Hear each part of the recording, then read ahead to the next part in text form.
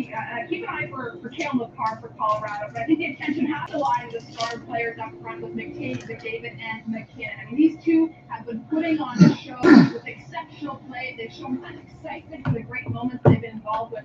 They've also shown What is going on, everybody? We are in the Final Four of the NHL Stanley Cup playoffs.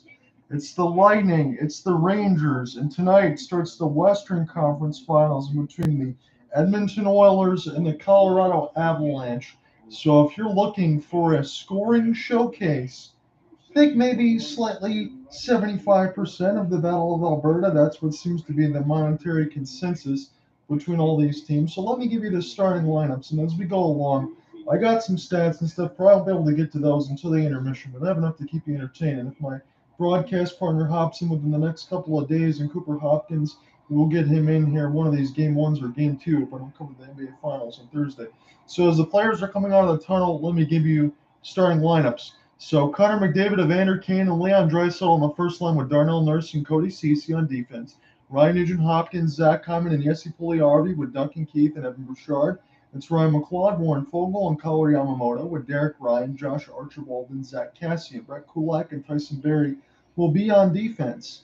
And in goal tonight for the Edmonton Oilers, per usual, is Mike Smith. For the Colorado Avalanche, it sounds like this. Nathan McKinnon, Gabriel Landeskog, the captain, with Artturi Lehkonen. And the first-line defense sounds like Devin Taves and Cale McCarr. It's Nazem Kadri, Valerie Nichushkin with Mikko Rantanen, and Bowen Byram and Eric Johnson. JT Compher, Andre Burakovsky, and Nicholas Aube-Kubel with Darren Helm, Andrew Cogliano, and Logan O'Connor. Jack Johnson and Josh Manson will be the third-line defense with Darcy Kemper in net. So here's a couple of interesting things that I can get through as we're going to go through the national anthem on both sides and do all that. So I can kind of let some things go here. So in goal, for the Colorado Avalanche, you have Darcy Kemper in the playoffs. He's 6-2, 904 save percentage, 21 goals against, 218 saves. Pelver Francois is clearly the backup at this point. He was 2-0, 902 save percentage, 5 goals against, and 51 saves. Why is that interesting? When you look at the Edmonton Oilers, it sounds quite different. Mike Smith is 8-3, a 927 save percentage. He's allowed 30 goals and 411 saves. Mikko Koskinen was 0-1 with 865. He got the early start against the LA Kings. It didn't go well. He gave up 5 goals, made 37 saves. So for all intents and purposes, if we were going to go ahead and say, let's make a pick in this series. Again, I did all this stuff in the first round between all 8 series. I've not done so since. But now with some of these stats in front of me, I can kind of give you some momentary thoughts on this series. For what's going on with the Edmonton Oilers and the Colorado Avalanche, I think you do look deep in net to where Mike Smith is at. You do look in the sense of a 8-3 record, a 927 save percentage, as opposed to, once again, a 6-2 and a 904 save percentage. And why is that? Well, Colorado's defense between Devin Taves and Cale McCarr is absolutely elite. There's no doubt about that. But is Darcy Kemper one of those guys? If you keep him between 28.5 and 28 saves, he probably wins the game. If you go over to that point, you're maybe at the point where you're testing Darcy Kemper enough to where he can give up a third or fourth or fifth goal.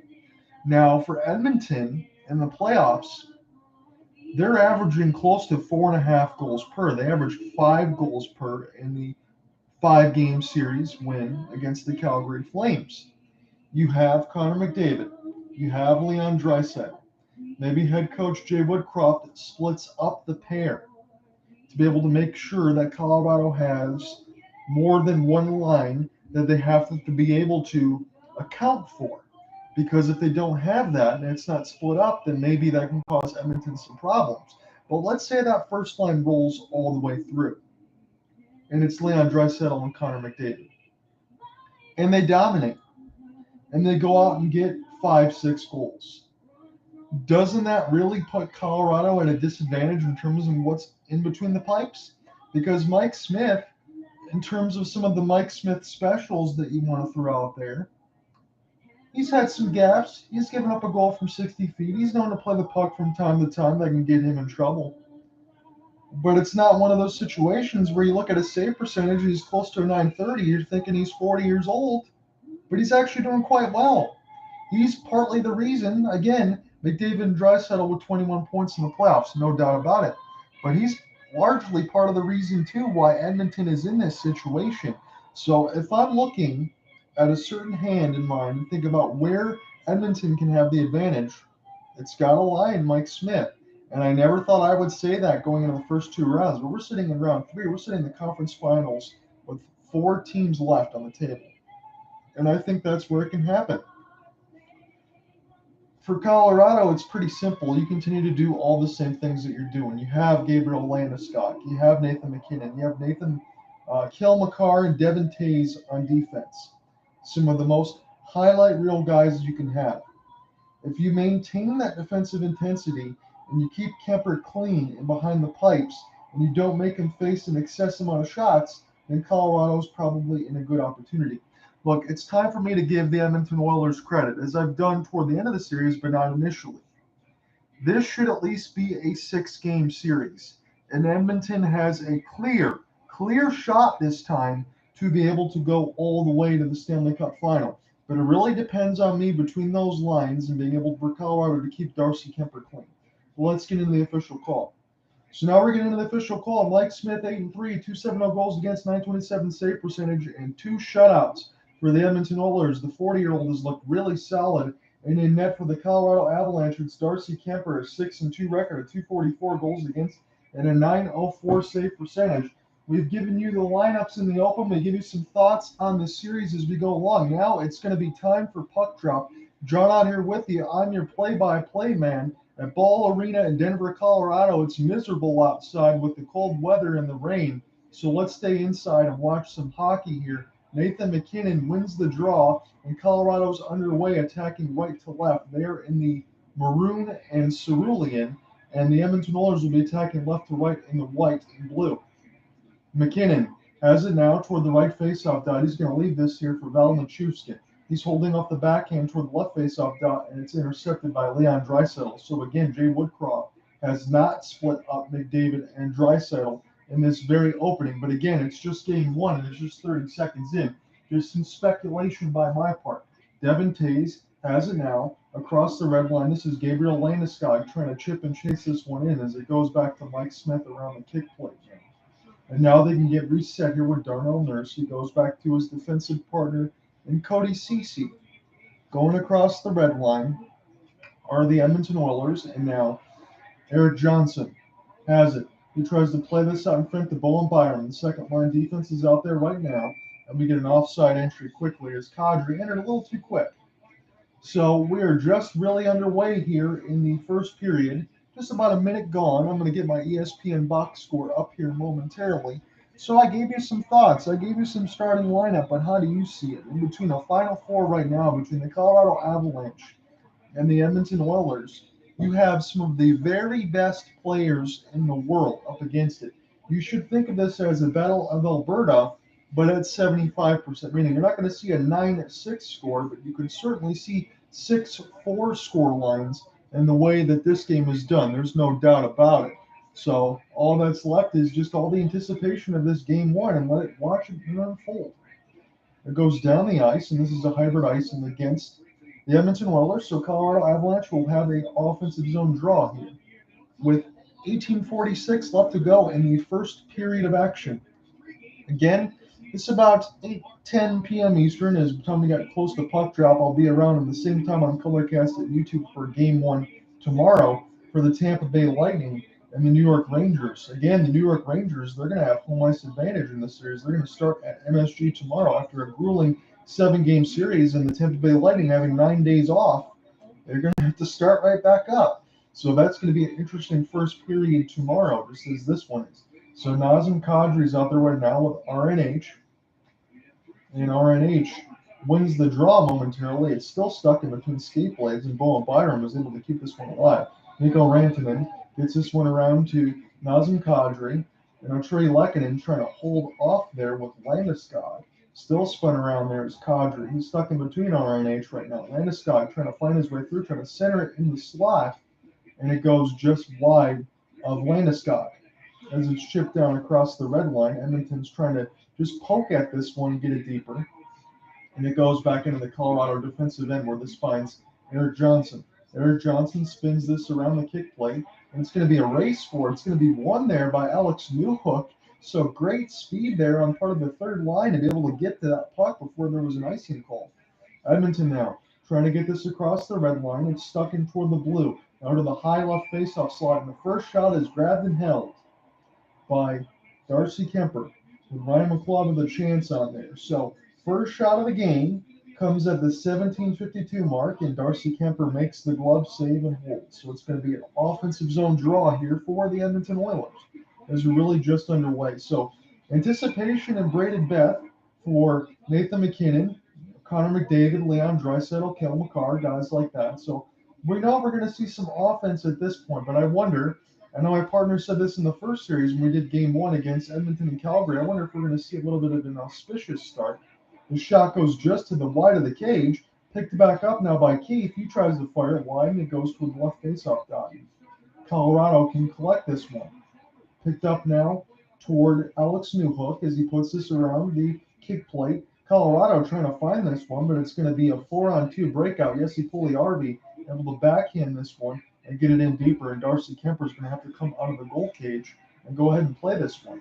17:20 left to go in the first period. Jack Johnson throws it to his defensive partner, Josh Manson, and the puck goes up and out of the player's bench, so we're going to have a neutral zone face-off with 17:16 left to go in the first.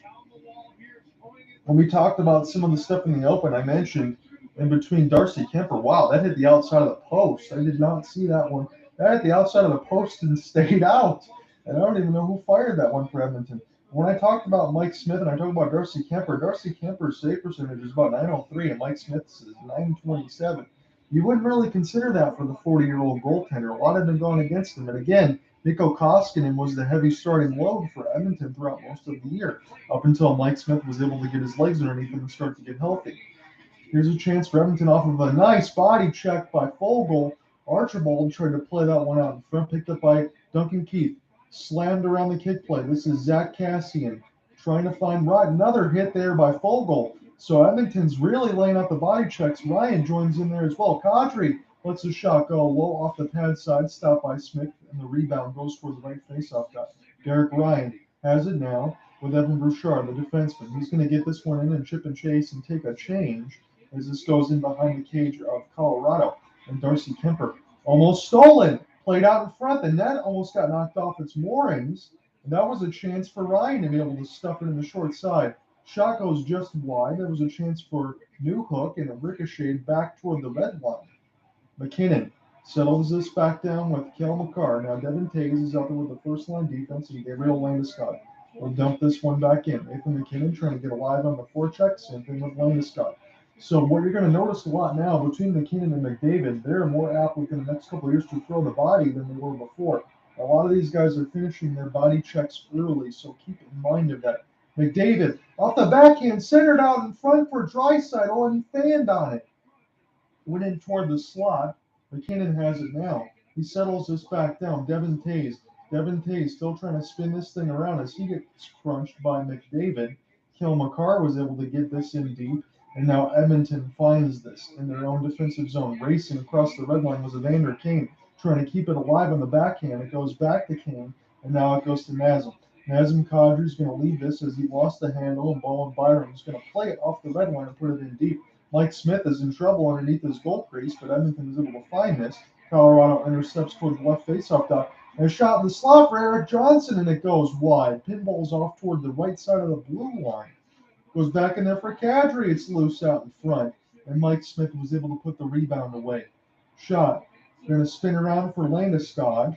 Johnson now. Kulak is in on the defensive side as this goes back to Evan Bouchard. Nice flip pass ahead.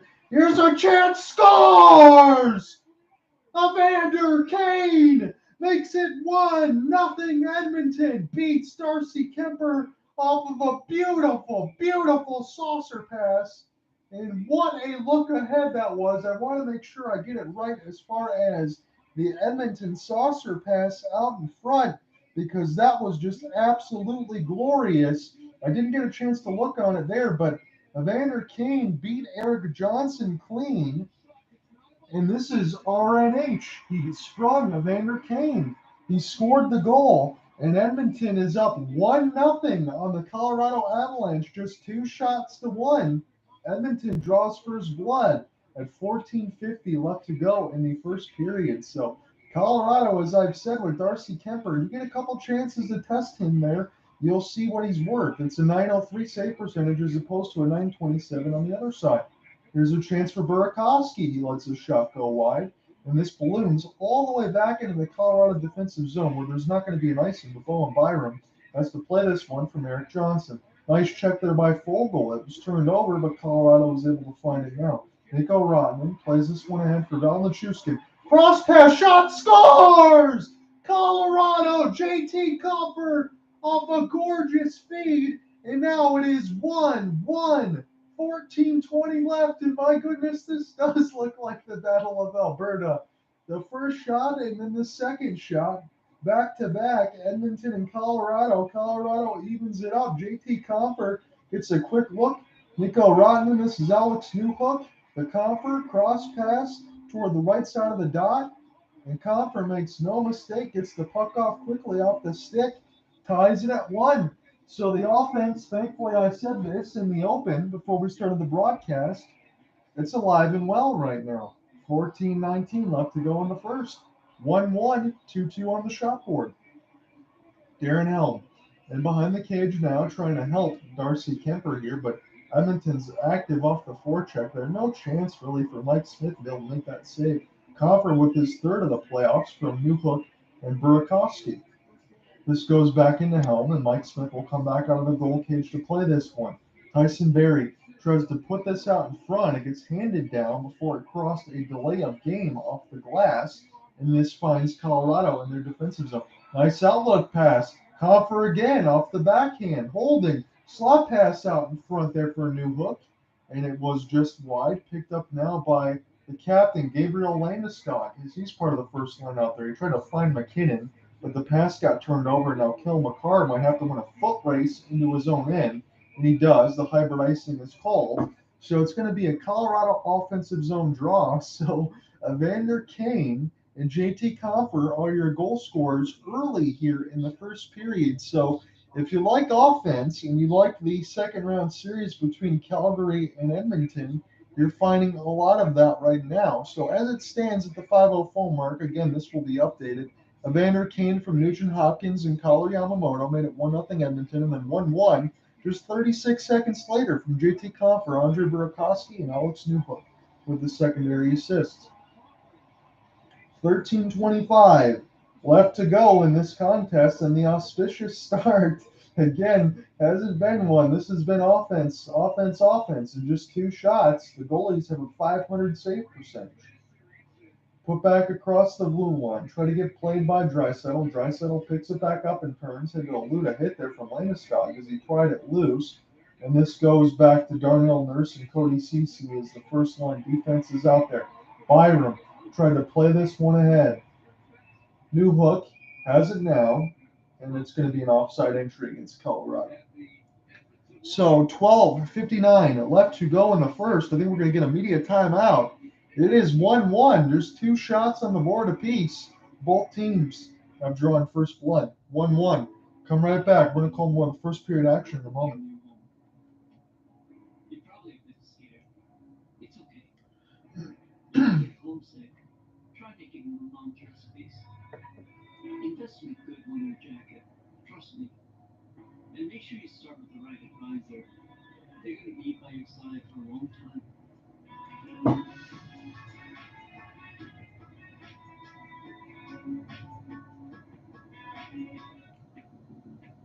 You want to bet on live sports? Then you should try in-play betting at Bet365. In-play betting lets you make a bet while the game's still being played. Seriously, you can bet on things like touchdowns, money line, puck line, total hits, next goal scorer, hideout. Download the app now and see for yourself why Bet365 is the world's favorite sportsbook.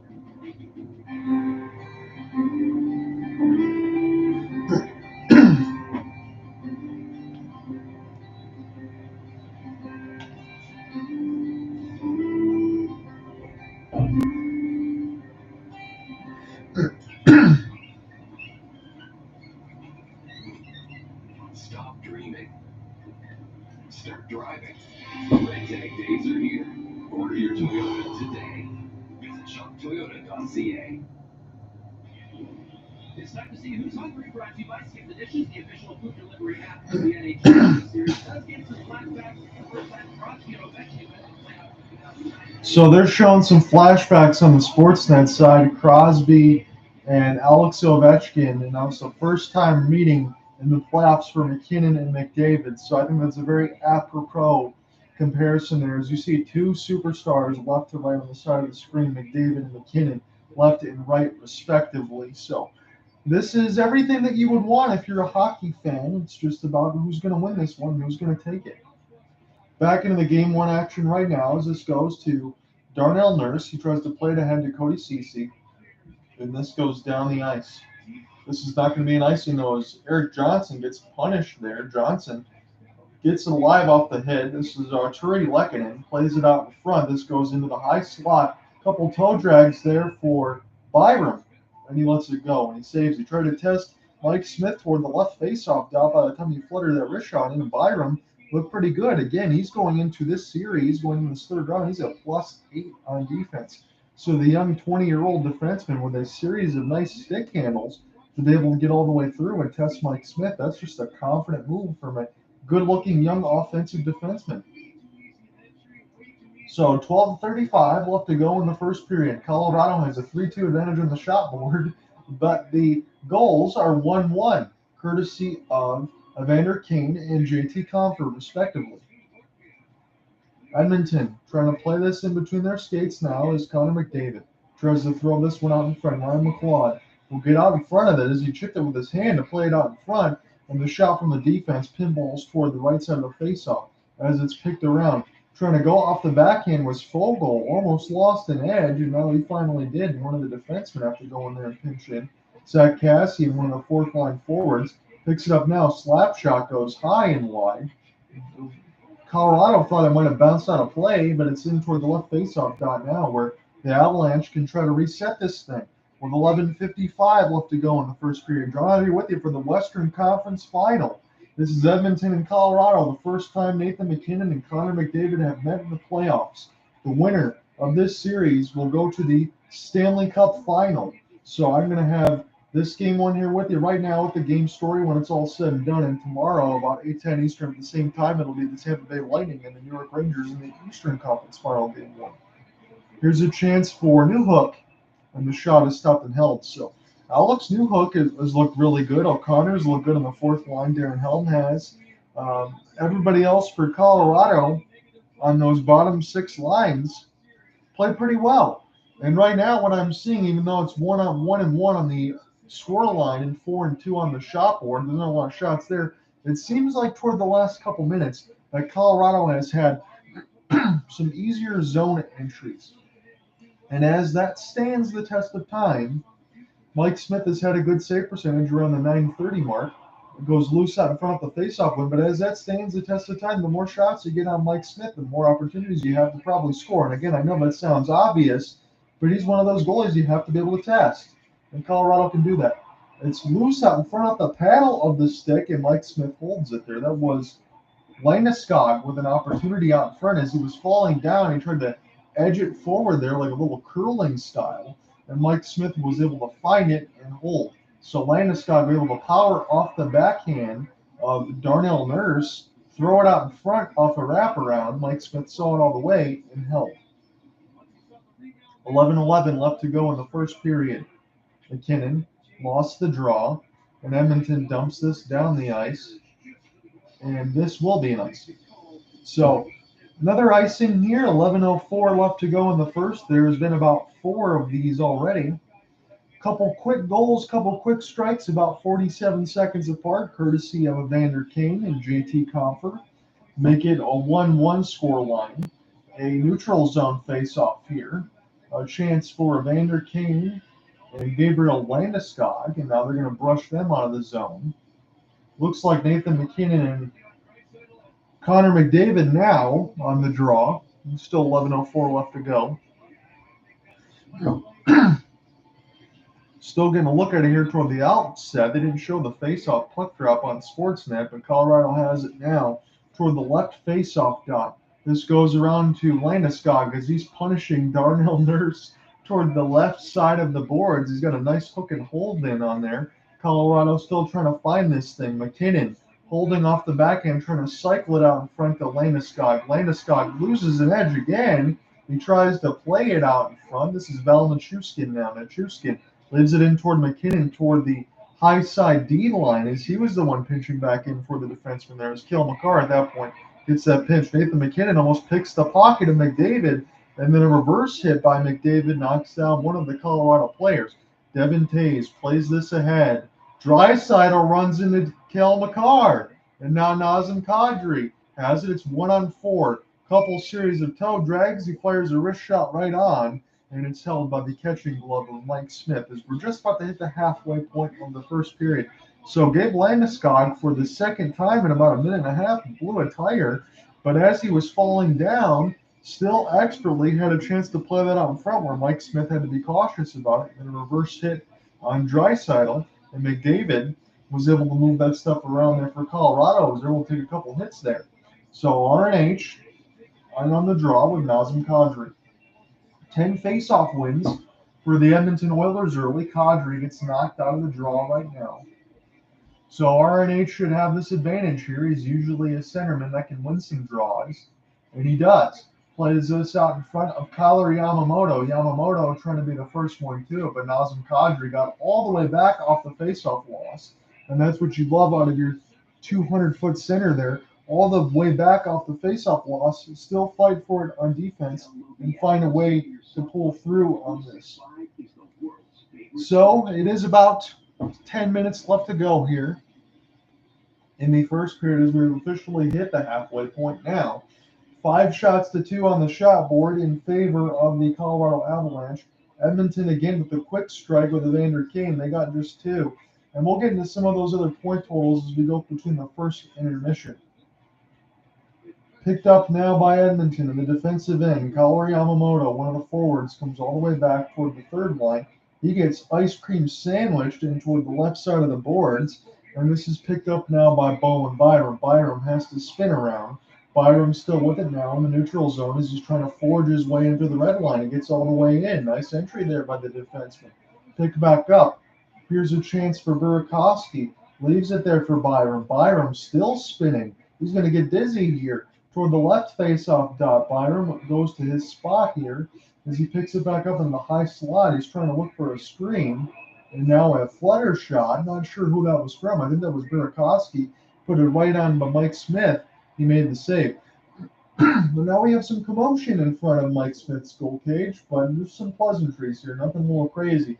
After I watched some of those videos there from the hockey guy the other day about Mike's Billy Smith, when I think about Mike Smith now, I don't think about all those slashes and stuff out in front. So goalies like to keep things a lot more clean nowadays. We get a stoppage with 9:12 left, and we're going to call more of the first period action in a moment. If you get homesick, try to find a long-term space. Invest in a good winter jacket. Trust me. And make sure you start with the right guys there. They're going to be by your side for a long time.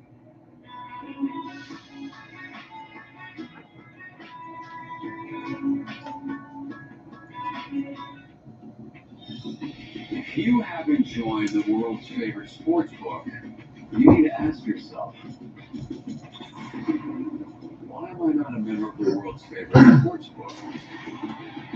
At last count, we had over 63 million members worldwide. Download the app now and see for yourself why Bet365 is the world's #1.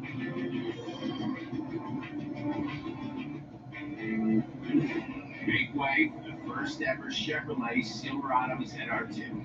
With Multimatic shocks, rugged 33-inch tires, and front and rear electronic locking differentials. And this is awesome, but we should get back to work.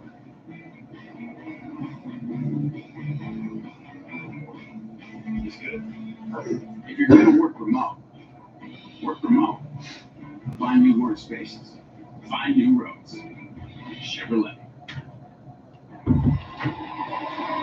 11 years ago, 41-year-old Blake Wilson got stuck like the Mike Smith was his backup and flipped at 40 years So oldest goalies to start a conference final game: Dominic Hasek 42 in 2007, 2011 Dwayne Rolison at 41, Mike Smith.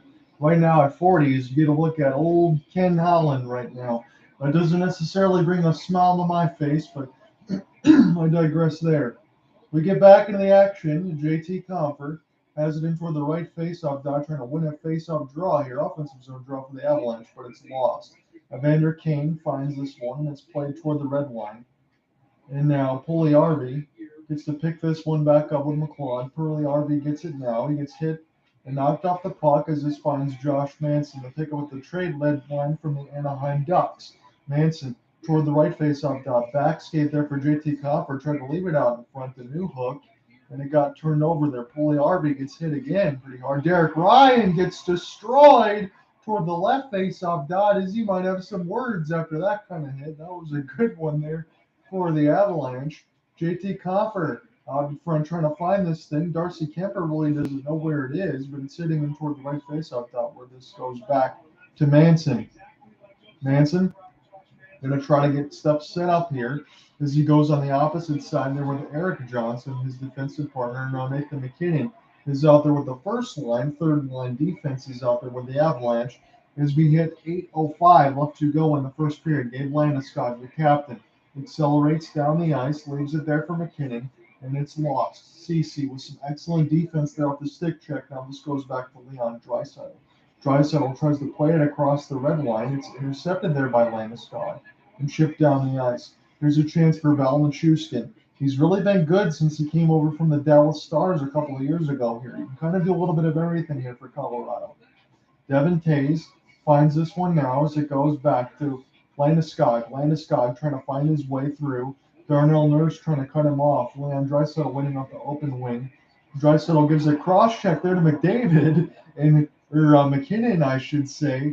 And the wrist shot goes just wide as McKinnon, even through a cross check, almost sniped the net. How strong do you have to be to do that? Kel McCarr plays this one out in front. Burakovsky gets lit up. Kadri tries to go through the screen. Here's another chance for right off the goal line. Kel McCarr joined in off the rush with Nazem Kadri and almost put it in off the second rebound of Mike Smith, but he stood tall. Josh Manson leveled Warren Fogle. Got a good look in on there. So this has been a good start for both teams here with the physicality, and I just can't get over Nathan McKinnon.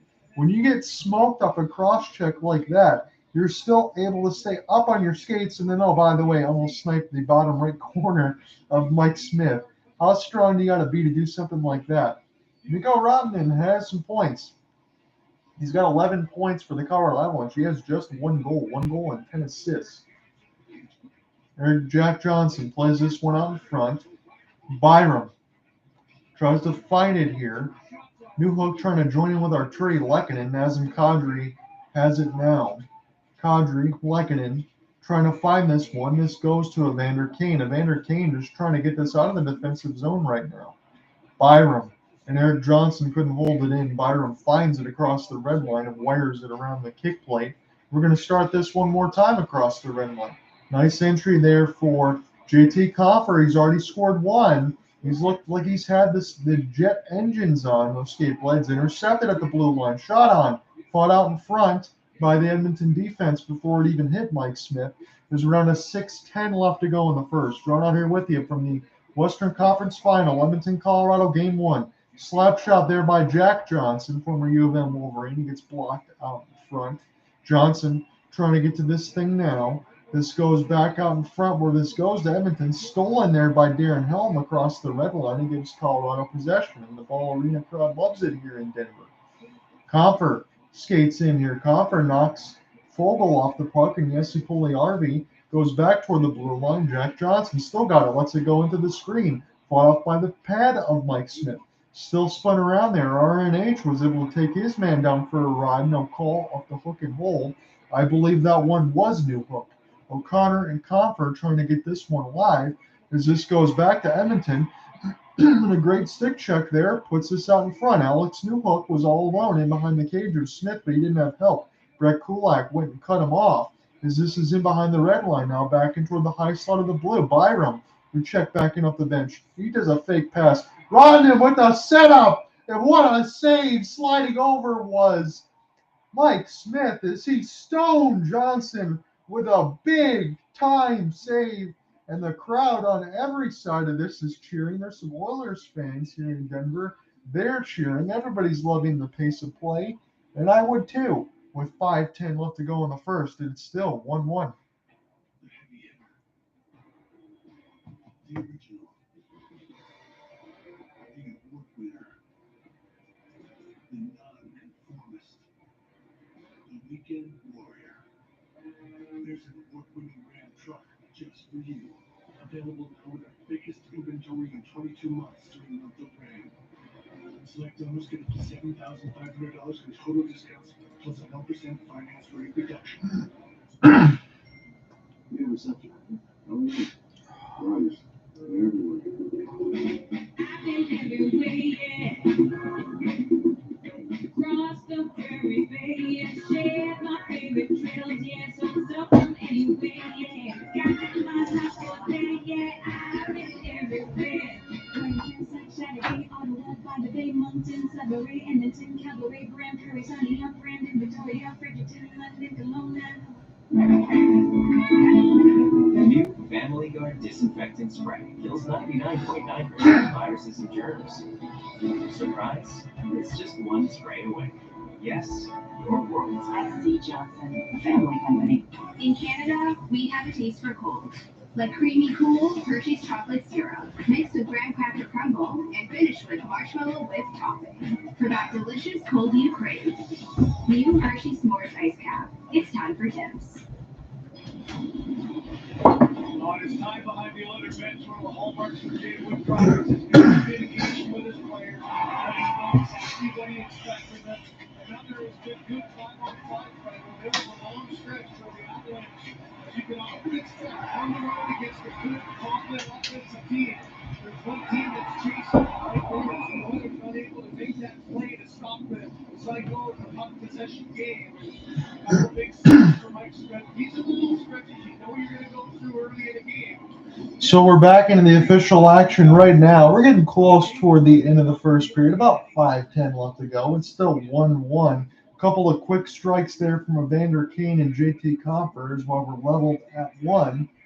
10 shots to 2 on the shot board in favor of the Colorado Avalanche. Darcy Kemper with a .500 save percentage right now. This is played by Kel McCarr now to Devin Tays in his own end toward the right face-up dot. Nice stretch outlet pass. Nathan MacKinnon off the backhand scores! Nathan MacKinnon makes it 2-1 Colorado. And I almost spun out of my chair hoping how good that goal was.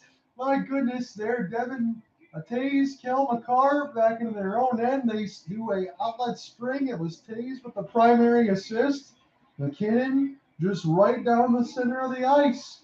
Just schools Darnell Nurse, Cody Ceci, and beats Mike Smith clean. It's 2-1 Avalanche, and that is the wrong guy to give the puck to with the lane and speed. And Nathan MacKinnon shows you just how quick it goes. Right to left with the quick strike, forehand, slow backhand, 5-hole, beats Mike Smith clean, and on the 11th shot on goal, Colorado's got 2. MacKinnon gets the goal, and I'm going to give you the official particulars here in a moment as we get a icing here with 4:40 left to go in the first. So as it stands right now, again, this is correct in the sense of Nathan MacKinnon with the goal, primary assist with Devin Tays, Kel McCarr with the secondary. Beautifully set up and behind their own cage, and then you know what? It's just a simple outlet pass from Tays that finds MacKinnon off to the races. He scores 5-hole. So Connor McDavid wins the draw against JT Compher, and McDavid and Draisaitl still out there on that first line, not split up. Draisaitl tried to play this one to McDavid, and it was momentarily stolen. Manson going to spin and hold as he needs some help, and Mike Smith will come out of his goal crease to play this one. Valnichuskin lost it. Now this goes back to Kel McCarr from Devin Tays and goes back to Tays. Valnichuskin trying to go back to it, and MacKinnon is already back on the ice. You got a quick 30-second shift there This is a penalty, maybe. Somebody wanted one. Valenchuskin had the stick put right out of his hands. The puck fell to Gabriel Landeskog. He wired a wrist shot right on the win of the catching glove of Mike Smith. Evan Bouchard was able to just get knocked down because he took the stick from Achuskin, and Achuskin made him pay a price for it. So 4:02 left to go in the first period. Nathan McKinnon, the assistant captain, has just made it 2-1 Avalanche. This has been high-octane offense, as we would have expected so far in there. Just 12 shots for Colorado, 3 for Edmonton. Edmonton's got 1. Tays bounces this one. It bounced high off the inboards, and Kadri's got a 2-on-1. Leaves it for Rantanen. Rantanen lets it go. We didn't wait for Kadri. He could have probably waited and set it up off the cross pass for Rantanen. Wanted to take a bid, but I don't mind it, though. The aggressiveness and just scoring there, you want to see that. You want to see the players play with confidence. Stolen at the blue line. Another wrist shot goes high and wide of Mike Smith as this goes back down the ice where Devin Tays can play this in behind the goal cage of goaltender Darcy Kemper. Getting across the red line with Mikko Rantanen. Rantanen now with a shot played out in front from Copper and Helm as Rantanen's out there part of the third line now, part of the fourth line as Jared Bednar's kind of mixed his lines here beautifully. He put a superstar out there with Helm and Copper that are some speedsters there, and they've been able to create a couple opportunities. So Jared Bednar has been the first one to be able to kind of mix his lines up a little bit. It's worked out pretty well early as Colorado has a 2-1 advantage with 3:18 left to go in the first stanza.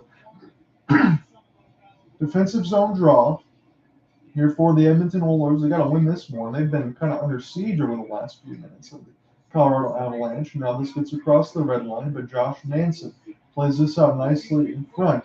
This finds a chance for Helm. Helm lets a shot go. It gets bounced out in front, but Colorado is not able to hold that blue line, able to get a stick on it just momentarily. And this goes back to Darnell Nurse. He gets smoked. Colorado once again gets a turnover in the Edmonton end. So Colorado has been all over, taking the body, forcing steals, active stick checks, no matter what you name it. Colorado has been able to just keep Edmonton at bay. And this is something that we did not see in the previous series in the Battle of Alberta. It was full systems go on offense. And again, it's 3 goals in the first period, so there's been some offense here. It's just 2-1. But on the side of it where Edmonton's kind of struggled in their own end, forcing some turnovers and things like that, those are things that we have not seen much of as Joe Sakic looks on here for Colorado. It's going to be a center ice zone draw. Colorado lost it, so Edmonton still has a heavy advantage in the faceoff. I think they're up by 10 at this point, about 15-5, I want to say. Byram plays this out in front, and Chuskin couldn't find it. Turnover here, Edmonton. They don't have enough bodies out in front to make something happen, maybe. A shot gets blocked before it hits Kemper. Now Evan Bouchard lets it go, as Edmonton was finally able to reset off the turnover, but it took 15 seconds too long, and Bouchard's bid right into the catching glove of Darcy Kemper. With 2:23 left to go in the first period. John Hunter with you in Denver, Colorado. It's Ball Arena, the same place that the Denver Nuggets play. The Colorado Avalanche and their fans are enjoying a 2-1 lead, and the weather outside in Colorado, I think, is in the 20s. This is rainy and lousy, so you might as well come inside and watch a Stanley Cup Western Conference Final Game 1 playoff game in the Stanley Cups. So you're feeling pretty good now if you've got a better seat there than being outside or being on the weather. Loose out in front, a couple whacks at it. Kemper down, and the third rebound goes wide. Kemper made the first 2 saves with the goal stick, and the third one went wide of the kick plate. Here's a chance for Makar. Now Devin Tays. Tays can settle this one back down. He tried to find Landeskog. Mike Smith will rattle this around the kick plate. Turned over here. Colorado's got some numbers. Played it out in front of the slot, and now Leon Draisaitl. Going to try to get this across the red line. Draisaitl had it knocked away. Edmonton is offside, so they got to go back up and check at the blue line. They can take a change, and Colorado can kind of just take a breath here. As you can see, the defenders with Devin Tays and Kel McCarr kind of gasping for air at this point. It's been up and down the ice the last minute and a half or so. Zach Hyman, you're going to look at him on the Sportsnet side. He was excellent in that second round series against the Calgary Flames, and a couple opportunities there for Hyman, but Darcy Kemper was able, to his credit, stand tall there. And the nice skate kick ahead of Devin Tays might have actually saved a goal upon second look 3 different times. So the Colorado defense has been really good in front of Darcy Kemper from what I've noticed early. Nazem Kadri couldn't win the faceoff. Ryan Nugent-Hopkins gets it, and this goes down the ice. Nazem Kadri will come all the way back and try to find this one, try to get intercepted by Cody Ceci, and this goes back down to the goal stick of Mike Smith. He will play this one with Darnell Nurse. Ceci trying to get it out there now. He's stuck against the right boards. We got about a minute left to go in this first period right now. Ceci with Yamamoto, and that goes back down the ice. So Edmonton's going to have to reset in their own end, as it's going to be a icing call now against Colorado. So offensive zone draw here for the Edmonton Oilers with about 57.5 left to go in the first. So I hope you're enjoying this game one. John on here with you from Ball Arena in Denver, Colorado. It's the Western Conference Final. Colorado Avalanche up 2-1. It was JT Compher and Nathan McKinnon, your one goal scorers for Colorado, and Evander Kane. Who else for the Edmonton Oilers? And I think he's got 13 in the playoffs right now, but that might actually be updated after this goal. It might be 14 now. I have the official numbers in front of me. You can get a look at it once we get a stoppage here in the first intermission. So now we're going to reset here as the Zebras drop the puck unfairly, so no time off the clock. Still 57.5 left. Chance for Draisaitl. And Kadri wins it clean. This is played out toward the blue line, but not out. Edmonton's got a chance to reset this thing. Connor McDavid off the backhand. Still holding. Trying to leave it there for Ceci. Lets a wrist shot go in through the screen. I think it might have hit Hyman. Byram gets this one out across the red line, and Edmonton is down to 30 seconds left to go in the first period, trying to even this up. McDavid back pass to Draisaitl into the high right side of the faceoff dot. McDavid leaves it there for Draisaitl now. Kulak plays it out front, scores! Edmonton ties the game with Zach Hyman. Just before the period expires, 22 seconds left. Darcy Kemper tested off the cross pack there. Brett Kulak able to get a nice setup there. McDavid out in front. Kulak finds Hyman off the cross pass. Might have bounced off of Josh Manson, but no matter. Still a great look. Darcy Kemper could not save it. That might have went off Josh Manson upon second look, but Hyman finds it, finishes it, ties the game at 2 before the end of the first period. 7 goals in a 6-game goal streak for Zach Hyman. So he's certainly exploded. Remember, one time he played with Dylan Larkin at U of M, and Zach Hyman has been excellent. And a shot scored on the other end. Cale Makar makes it 3-2. So after just the celebration for Zach Hyman, here comes a chance for Cale Makar just not even 8 seconds after, right off the win, and an immediate goal. So right off the face-off win, Darnell Nurse holding, tries to chip it out in front to Evander Kane. Cale Makar just snipes it past Smith as easy as you like. So Colorado, after just giving up one, scores one again. It's 3-2. My goodness, my friend Cooper Hopkins, it's one of those ones where this feels like the same thing we've seen in our previous series. So the headsets are on. We're going to make sure that this goal is going to stand. So Cale Makar trying to enter. The puck is offsides. So this goal will not count for Cale Makar, according to what I'm looking at. Jay Woodcroft challenged it immediately. This should stay 2-2. I think that's going to be a good challenge there. But a good shot by Cale Makar nonetheless. I mean, he tried to get something quick and beat Mike Smith and score. But second look at it, puck is over the line, and the player is not back yet. So that is offsides against Colorado. This should be a quick challenge, and this goal should not stand. So we're going to probably get a reversal here with about 14 seconds left to go in this first period. They're taking a long look at it. I think it looks pretty definitive on my side. But again, maybe it will depend if I get second look toward the intermission. I can kind of relay some of that stuff in toward the second period of what stood and what didn't. But I felt like this should be a quick one. But the referees are still looking at it right now, so that kind of gives me some pause about my quick thought about maybe that this is offside or not. But it clearly looked offside to me. So let's get a quick reset here. 5:04 mark. It was Evander Kane with Ryan Nugent-Hopkins and Kailer Yamamoto. And then JT Compher at the 5:40 mark, just 36 seconds after from Burakovsky and Newhook. What's the goal call? After coach's challenge for offside, it's determined that the play was onside. Onside call.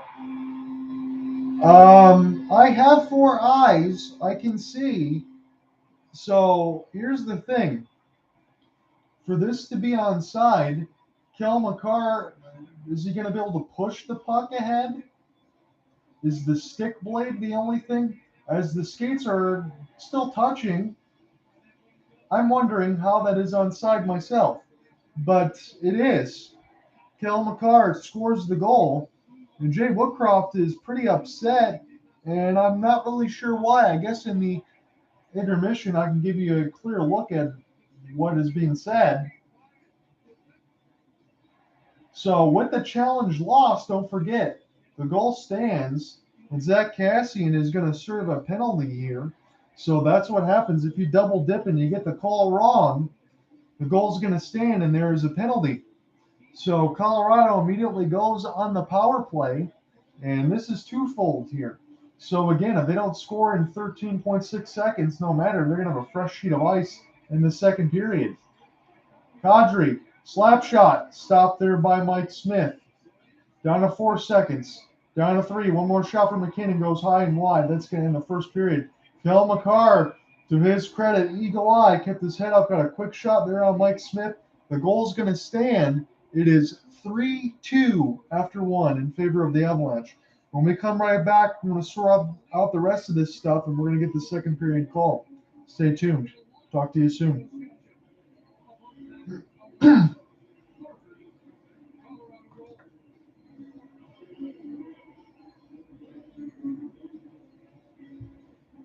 So Evander Kane opened the scoring. Kel McCarr ends the scoring in the opening period. First intermission is coming up. This period of the Stanley Cup playoffs is brought to you by Scotiabank. See how we're changing the game at scotiabank.com/hockey-for-all. How do you go from the best to the ultimate? We choose the big, bold, ultimate taste of ultimate chicken sausages and ultimate chicken hot dogs. Choose ultimate, only from Maple Lunch Farms.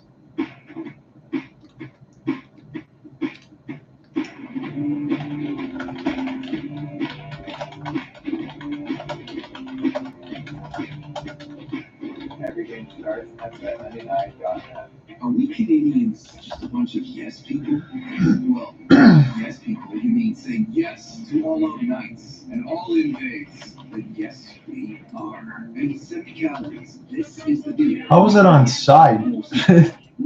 I do want to figure that one out because I must have missed it. Unlimited $0 delivery fees on Nick Delivery. For a limited time, dash that order of $20 or more and get a free Big Mac. Subscribe to Dash Pass from DoorDash today. Make way for the first ever Chevrolet Silverado ZR2. With Multimatic shocks, rugged 33-inch tires, and front and rear electronic differentials. Dude, this is awesome. We should get back to work.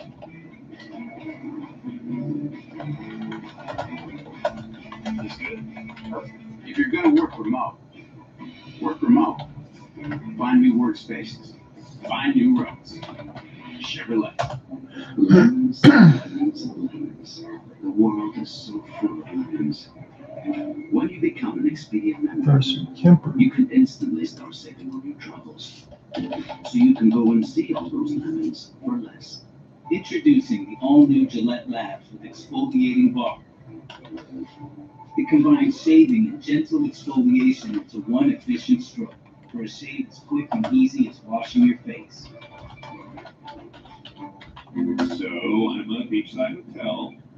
As you can see, I'm pretty relaxed. I don't mean to brag, but I do have multiple pools. I'm looking for someone who likes sand and sun, active types of pool. I know a lot of fun spots. If you have kids, great. I'm great with kids. And yeah, that's me. Beachside hotel.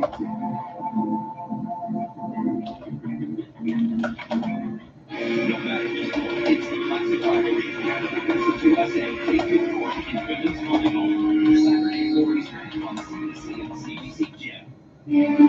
I'm going to circumnavigate the globe in 80 days. Some Now, forward to attention. And that will show us and what we have on the plane. Nurses, pilots, plus-ups, gear-ups, hookups. Eastern Conference Finals. It's New York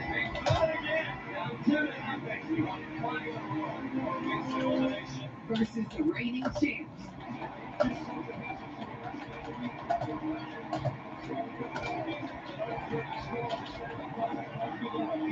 Only one can play for the cup.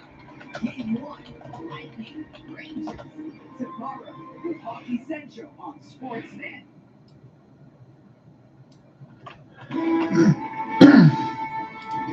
What a crazy first period, and as you were saying, Kelly, you followed the Oilers-Calgary Battle of Alberta. It's just like 15 goals the first night. Everyone, the same. So, Elliot, you spoke to a situation with this next. Okay, so first of all, in offside reviews, the linesmen have the final call. They're the ones who make the final call down at the. So the linesmen have the final call, according to Elliot Friedman. What happened here is that they feel Makar pushes the puck into the zone and doesn't get control until Nichushkin exits the zone. So this is what I thought in my initial review, even though what they were looking at was the puck was pushed ahead by Makar, but it didn't get control until the player came back onside, according to the linesman, and that's why the goal had stood. That is a tough call against the Edmonton Oilers. I don't know if I really buy that one, but again, according to the Situation Room, the linesman has the final call on that one. And that's what Elliot Friedman had eloquently explained. So, again, that makes a lot more sense to me now. But, man, that is a tough call. I wouldn't have bought that at all. If they were advising their coach, if they had all the angles to those replays, they would say that's a good goal. So 2 video coaches texted to say they think this was the right call. I'm betting that there's not 100% agreement online, but I haven't checked my Twitter. Are you sure about that? Cammy and Andy, can you confirm what Elliot just said? I believe it is. Okay, let's move to Nathan McKinnon. Well, we saw him in his pregame interview and looking pretty calm and poised and in control, but he was ready to pounce as soon as the puck dropped. And look, we talked a lot about this matchup leading up to this series. First 10 seconds makes a great read in the offensive zone, a nice little dangle showing great control of the puck, smart play to make it deep. Really engaged. He and Nichushkin on the bench there, making sure after their first shift. And this is what we're talking about, slowing down McDavid. McKinnon picks him up nice and early in the neutral zone and prevents McDavid from gaining speed. Here he battles along the boards and jumps into space. McDavid knows he's there. McKinnon just finds that spot. McDavid can't even pause for an ounce because that's what's going to happen. This one, he cuts across the neutral zone. Beautiful feed by Devon Toews. Hit McKinnon. You talk about his powerful stride, using those crossovers effectively, just demanding the puck as he slides through that timing, gets inside positioning, great wide base, and the nice finish offensively. A great period for Colorado. McKinnon was a big reason and a big part of that. And Jennifer, you can tell how they're trying to defend McDavid, right? Be right in his face, pressure him all the time. And so there are many examples. You showed a bunch of them. I'm going to continue with that same theme. So McDavid, whenever he's going to get the puck, especially in his own zone, watch this. That is McKinnon once again. Then on the same shift, there's Toews stepping up. Now it's very close to interference. I get that, but still, that is their plan. Here's another one where Landeskog is going to attack and strip him of the puck. But the problem with that is if you're too focused on McDavid, he's going to burn you. Watch this. Now he's going to draw 3 guys from Colorado right to him, quickly down at Draisaitl, and although Manson, it's not a great play by Manson, That is the way that you can attack that. That's what Craig Simpson said in the broadcast, that Colorado has to be dangerous and are wary of that. First of all, let me just say that period was everything. I think we were all looking for it. I got every fan out there, and nobody got cheated for their entertainment value in the first period. One of the things that really stood out to me, in addition to everything you guys just showed, was how quickly Colorado got from one end of the ice to the other. And this is something Edmonton's going to have to fix. Like on the goal, the McKinnon goal, one pass, a short skate, and he's in alone. Here's another one around the net, right down the ice, and a glorious opportunity, but Smith makes a good save on it. Here's another one, long pass from behind the net, another pass, and they're coming in and getting opportunities. I thought this period, for parts of it, Edmonton kind of looked overwhelmed. We've seen them handle that before. Woodcroft has shown he can make the adjustments. But I thought there were a few points in that period where it was just too easy for Colorado to get down. Started well for the Oilers, didn't it? That first goal by Kane, and just an incredible play by Yamamoto to exit the zone. And just take a look. He's going to get the puck along the near board. Yamamoto takes one quick look around. Okay, here's what I see. Now my back's to the play, but still able to get it to Nugent Hopkins. Then a beautiful saucer pass by Nugent Hopkins to Kane, and then he goes high glove. But that is high skill from both sides, and it's only going to get better in this series. We talk about that, the getting the lead, right? That was a huge lead for Edmonton at 1-0 goal, but then on the next goal that Colorado had, that Pugliarvi on the back check. You know, you're just thinking you can't let up for a second, and this is another example of it. Well, Pugliarvi, look at that far blue line. You got to hustle on the back check, and then you're right there with Newhouse, and he just stops moving his feet, and then it leads to the 2-on-1 and a goal, and so then the game's tied up. This is just, you've got to make a commitment at that blue line that you're totally invested and not leave your D and keep there for the 2-on-1. He's right there. Just stop moving his feet. Any reaction to your? I'm afraid to look at my phone. I can see there's a few that's a really good call. There's a few you're an idiot. So like it's about what we expect. Here's the reaction to Evander Kane. This is 13 goals. The record is 19. He just continues to be on a tear. And so Edmonton will have to kill to begin the second period. We'll get to Kevin Danny on populating player.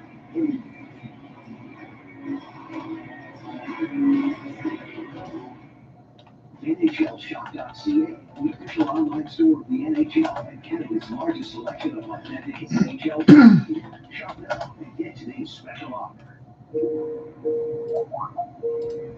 Hey, Free, just got to the office. Service notes. I think we need to chat together before the podcast. Great. I'll dial him in on his cell from Microsoft Teams. Jeff Merrick, what's going on? Hey, Taylor, it's me and Ellie. Just want to check some details with you.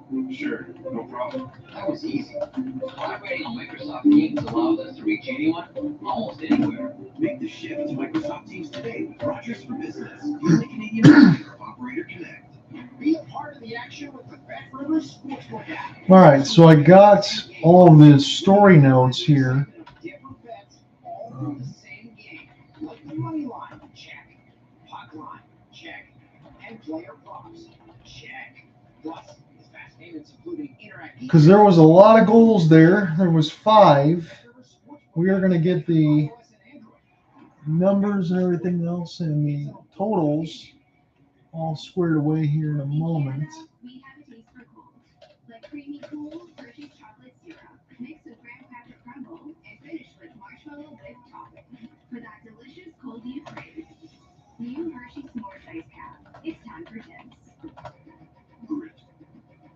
Sure, it's mud and rocks and sweat and all that. It always will be. But grit is also an idea.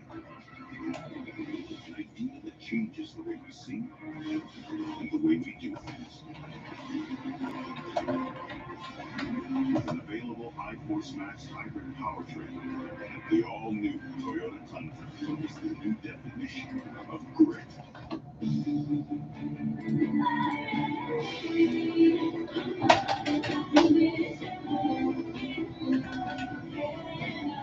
You're more than your condition. Ask your doctor about Invocana.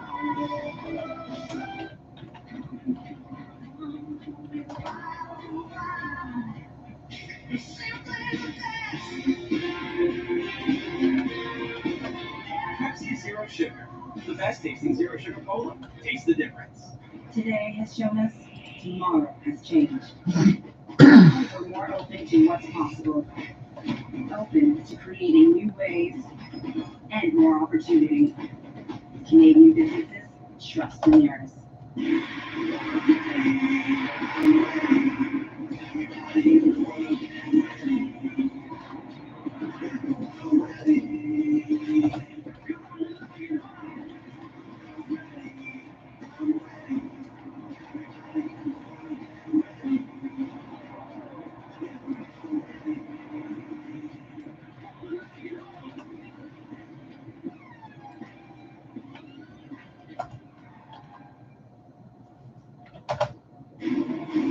As promised, Terrell Richards and Andy McNeil. Cabby, to you. Okay, so let's get the official reset here. I can start to plug this phone here momentarily in because the battery's going to die. So it was Evander Kane at 504 from Ryan Nugent Hopkins and Color Yamamoto. It was a nice breakout there. Evander Kane was able to get in front, 5-hole Darcy Kemper, 1-0 in the 504 mark for Edmonton. JT Compher responds 36 seconds later from Andrei Burakovsky and Alex Newhook. It was 1-1, another similar goal there where Compher was able to spring on ahead and score. This one was the one-timer for JT Compher. Newhook fired it wide. It went to Burakovsky toward the left face-off dot, found Compher the 1-1 at the 540 mark. This is where it was similar. 15-10 mark, Nathan McKinnon playing behind the cage. Kel McCarr finds Devin Tays. Devin Tays gets Nathan McKinnon streaking down the neutral zone of the ice. Beats 5-hole Mike Smith. 2-1 Colorado. Zach Hyman, good pressure there by Connor McDavid. Keeps it in the offensive zone. Finds Brett Kulak, plays it across to Zach Hyman. Could have bounced off of Johnson. Either way, it's 2-2 at the 1937 mark. We thought that would be the last goal of the first period, but no. Kel McCarr immediately off the face-off win. Darnell Nurse tries to clear, and Kel McCarr intercepts. Now, again, as I talked about, this is directly from the Situation Room in Toronto. And Elliot Friedman. It was deemed to be a goal that was onside because when Kel McCarr was going into the zone and he pushed it out in front of head, they were saying he did not have puck possession, which allowed the other player that was offside for Colorado, I believe that was Nichushkin.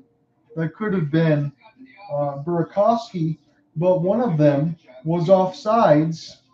But because Kel McCarr did not have puck possession, according to the Situation Room and the linesman, it allowed Kel McCarr to be able to get the time to get onside, and then when he fired that wrist shot, we had a good goal. And again, according to Elliot Friedman and the linesman in the Situation Room, the linesman is the one that has the last call. They deemed it a goal on an initial thing. It stood as a goal, and that's why it is 3-2. If you're asking me myself with my thoughts of whether that should have been a good goal or not, I thought that was clearly offsides because how often do you really have that kind of puck possession? When you play that out in front, you still have the puck on your stick. So how would he have enough time to get maybe 3 strides back to get back on side before Kel McCarr even got the puck? I think that's a tough call against Edmonton. But as it stands, it's 3-2 Colorado after 1. So goals aplenty, just like we expected. And I was wondering if it was going to be a little bit smaller level of goals than the Battle of Alberta when the first game was 9-6 in favor of the Flames. This seems to be much more of the same. But what are your thoughts?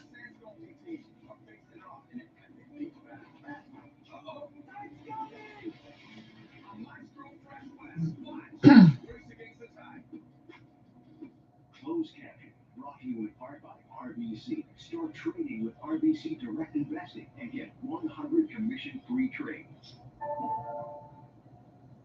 The new Family Guard disinfectant spray kills 99.9% of viruses and germs. Surprise! It's just one spray away. Yes, your world. SC Johnson, family company. In Canada, we have a taste for cold. Like creamy cool Hershey's chocolate syrup, mixed with graham cracker crumble, and finished with marshmallow whip topping. For that delicious cold you crave. New Hershey's S'mores Cap. It's time for tips. Welcome back. A reminder, go to sportsnet.ca/this is big and use the game code FARM to link to Sportsnet this big contest. One fan will make $1 million. Watch the Stanley Cup playoffs with game code and more chances to win instant prizes.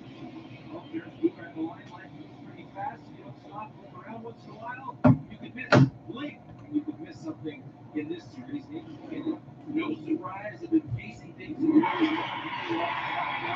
at 40 kilometers per hour to score that Patrick Hill, a beautiful one in Game 5 of the St. Louis series tonight. He doesn't quite hit the same speed, but that's enough to get Edmonton trouble. As it has shown, in the first period of Game 1, Avalanche the one-goal lead to start period 2 versus Rangers. Fast and furious tackling. I think I blinked on that for Carter Rush. And the offside call that will be talked about for a long time. And it results in a go-ahead goal for Jared Bittner's team and power play. He starts the second period. Darcy Kemper having a single moment. They're still not in hits as of yet with Colorado Avalanche. Gabriel Brassos is the backup. So as we're getting set for the second period, we wonder where Darcy Kemper is. Pavel Francouz is the backup. Darcy Kemper, they're still waiting for him to get out of the players' room. So they're looking at Francouz right now. The camera is all over him on the Sportsnet side of things, but we are waiting for Darcy Kemper to get back on the ice before we can get into the official action. Jay Woodcroft also looking as well and say, what's going on here? He doesn't like it. Jared Bednar's team is going to be sitting on the power play right now because the call that went for an offsides and challenged by Jay Woodcroft was turned to be overruled. So Kemper seems to be fine here. He's just getting some of his equipment and everything else together as we get into the official game call here momentarily. Then I'll get the recorder and everything else started. So as it sits 3-2 right now, again, Jay Woodcroft is saying, come on, go ahead and give us an opportunity here.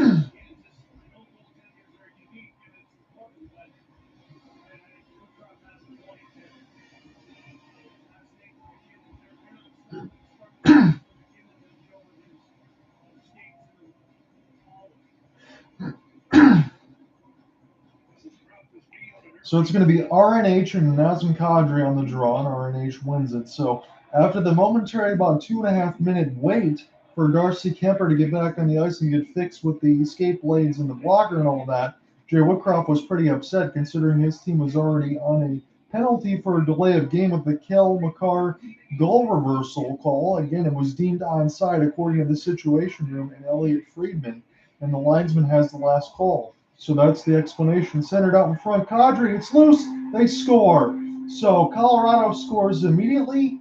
Nazem Kadri gets the goal.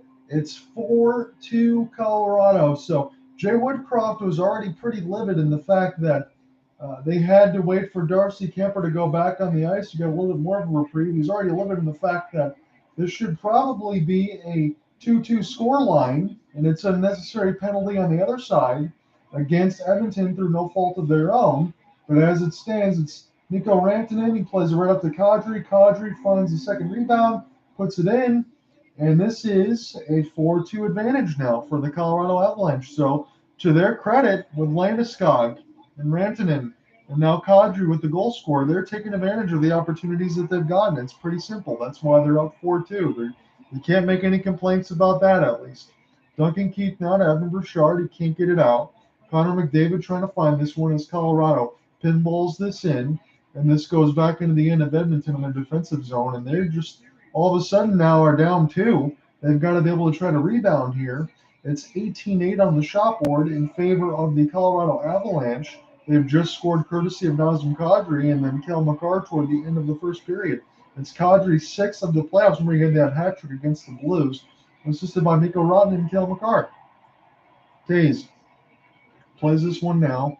He gets it back as this goes back to Bowen Byram now from Eric Johnson. Stick gets knocked out of the hand of Burakovsky, and Duncan Keith, the former Chicago Blackhawks, have to go back in the own end of Mike Smith and play this one. Because we're down to 18:30 left to go in the second period. Eric Johnson plays this to Lehkonen, and was able to get stolen there by Duncan Keith as Keith plays it down ahead to RNH. He gets across the red line now, tries to find Collar Yamamoto. Yamamoto, nice fight through with the Vander Kane to try to get to the body checks. Get the turnover there, does RNH. He tries to pick it back up with Collar Yamamoto. Now finds the Vander Kane on the gauge. He tried to sauce a pass out in front, but nobody was home on the Edmonton side. Pinball shot gets stopped there by Darcy Kemper off the skate blade, and Vander Kane just puts it into an open wing. It's loose out in front again, and Kemper made a second save. Vander Kane still working this thing with Collar Yamamoto. Centered out in front by Yamamoto. Stopped there by Kemper off the backhand. Loose out in front. Another save by Darcy Kemper toward the stick blade, and then the puck goes through the blue paint. Edmonton trying to buzz and be dangerous here, but Colorado was able to reset. Kadri tried to bank this one to himself off the inboards, and Bowen Byram picks it back up as this gets back to Eric Johnson. Byram doesn't have to go back there with Nico Rantanen, and now there's a chance for JT Copper. He's the first one on it in the offensive zone. In Edmonton's defensive zone here, and Mike Smith gets a slap shot there, saved, courtesy of Eric Johnson's bid. So 4-2 with 17-16 left to go in the second period. The Colorado Avalanche are now up by 2, courtesy of Nazem Kadri. And it's one of those situations, as we talked about going into the first intermission, whether or not that goal should have stood. Colorado took advantage of it with Cale Makar because it was a turnover there by Darnell Nurse. He got the shot on. And then because of the call reversal there by Jay Woodcroft getting it wrong, according to the Situation Room, it's a situation where you get a delay of game, and Colorado scores immediately with the fresh ice. So they're taking advantage of the opportunities, as I've said. Nurse leaves it there for Fogle. It's loose. They score! Darcy Kemper never picked up the rebound, and McLeod makes it a 4-3 game. Very suspect rebound control there by Darcy Kemper. And Ryan McLeod makes it 4-3. So let's take a look at how this situation happened. And across the red line there, there was a chance for Nurse, a chance right out in front there for Fogle. And Fogle puts the shot on toward the right faceoff dot. It's a slow one there. And Kemper never grabbed the rebound, and it was just an easy one for McLeod to be able to finish. So it's a wide open blue paint. He was the first stick to get there. It's 4-3 now. So this looks like the Battle of Alberta. You just switch your team. Instead of the red and white and all that stuff, you put the cerulean and maroon in there, and you really can't tell the difference here as Darcy Kemper has the puck fall back to him. He holds on. 4-3 now, the scoreline. 20 shots to 12. I said this in the open. Again, Mike Smith has given up 4 goals. So it's one of those situations where you kind of wonder about Mike Smith, the 40-year-old. But I said this about Darcy Kemper. Darcy Kemper is usually one of those ones, he's okay because he only has to face 26 to 28 shots. When Edmonton's going to put more shots on him, how is he going to respond? Right now, he's sitting at 13. He's given up 3, and the rebound control has not been good on that one. Slap shot goes out in front. It gets blocked off the face of one of the players of Colorado before it hit Darcy Kemper. Loose out in front, and Colorado finds this thing and clears it out for Kemper as it's a race for the puck. Cody Cece's going to win this. He turns it over. Evan Bouchard was also out there as well. Shot bounces off the inboards as this goes back to Johnson. Johnson going to hold. Still going to spin around toward the right face-up dot a third time, trying to find this thing. He can't. Landeskog falls down. Picked up now momentarily by Darren Helm, and Darnell Nurse can't get it out again. Another turnover by Darnell Nurse. It's his third of the game that I've noticed. Byram lets it go in through the screen. Chance here for Josh Manson now. Manson gets pummeled toward the left faceoff dot. Still picked up by Colorado. As this goes to Gabe Landeskog. Centered out in front. Mike Smith, big save off the one-timer attempt. And that was his best save of the game right now. This goes Evan Bouchard. Breakout opportunity. Backhand forehand. Stopped by Kemper. My goodness, Zach Hyman had a bid for his second one. And Kemper really had to make a big save. He hasn't been really that good. But that was a big-time opportunity and stop there. Colorado trying to keep this going in the offensive zone. Looking for a cross pass. Bounced off the goal stick there of Mike Smith. Again, it's bounced out in front of the high slot. Picked up now in toward the right dot. Spun around there. This is a chance for Nathan McKinnon. Leaves it there for the defenseman. Off the post and in. 5-3 Colorado. What a setup there by Nathan McKinnon. This is goals aplenty on both sides, folks. Just enjoy the carousel that we have. Yes, Nick, make it 8 now. 8 goals already, 5-3. Again, when I talked about in some of this stuff in the open, it was going to be Battle of Alberta, like Calgary and Edmonton, but I would say about 75 to 80%, not 100%. Right now, we're seeing the 100% mark, and we might be kicking this into overdrive. So if you're a fan of the NHL, if you're a fan of one of those that is Connor McDavid, Nathan McKinnon, you arguably get to see the first and second best player in the entire world go head to head.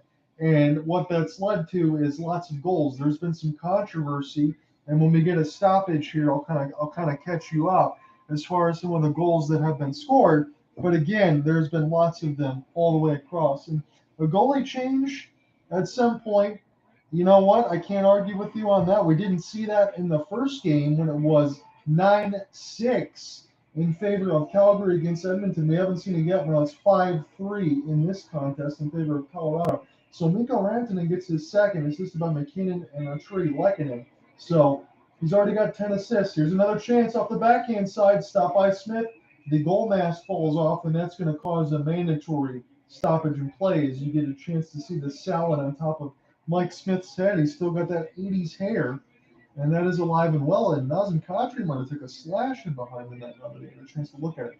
Kadri, chance up the backhand. Man, he got smashed into the post by Connor McDavid as he was driving into the net. That's a little bit dangerous there for Nazem Kadri, and he had to turn around and give McDavid a look, and I don't blame him there. That is a little bit of a questionable hit by the captain. Again, I understand what he's trying to do as far as stopping an attempt there against Nathan McKinnon, but again, we talk about from several years ago. Remember, there wasn't pegs on the net. The net used to not be able to get dislodged off its moorings. If you got hit by that, you took a hit like that, you might get decapitated. But thankfully, the net moves around now. Face-off win, won by Colorado. Slap shot gets blocked before it hits Mike Smith. The second one goes high off of the catching glove, and Evander Kane tries to find this one across the blue line. Picked up now by Duncan Keith. Duncan Keith is going to play this off the kick plate. Colorado going to try to find this one now. They're trying to hold on to a 5-3 lead. There's been goals aplenty now. We're still 14:30 left to go in the second period.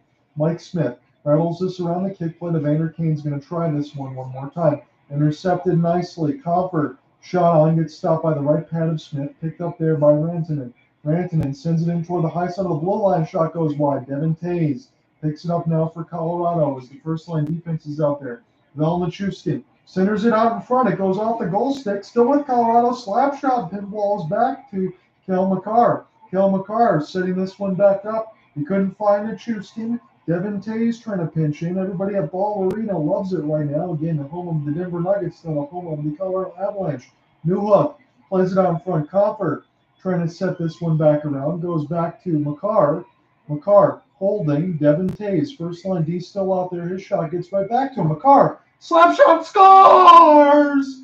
6-3. Kel McCarr might have got a tip out in front, but that was some glorious high caliber, high octane puck possession, courtesy of Kel McCarr and Devin Taves.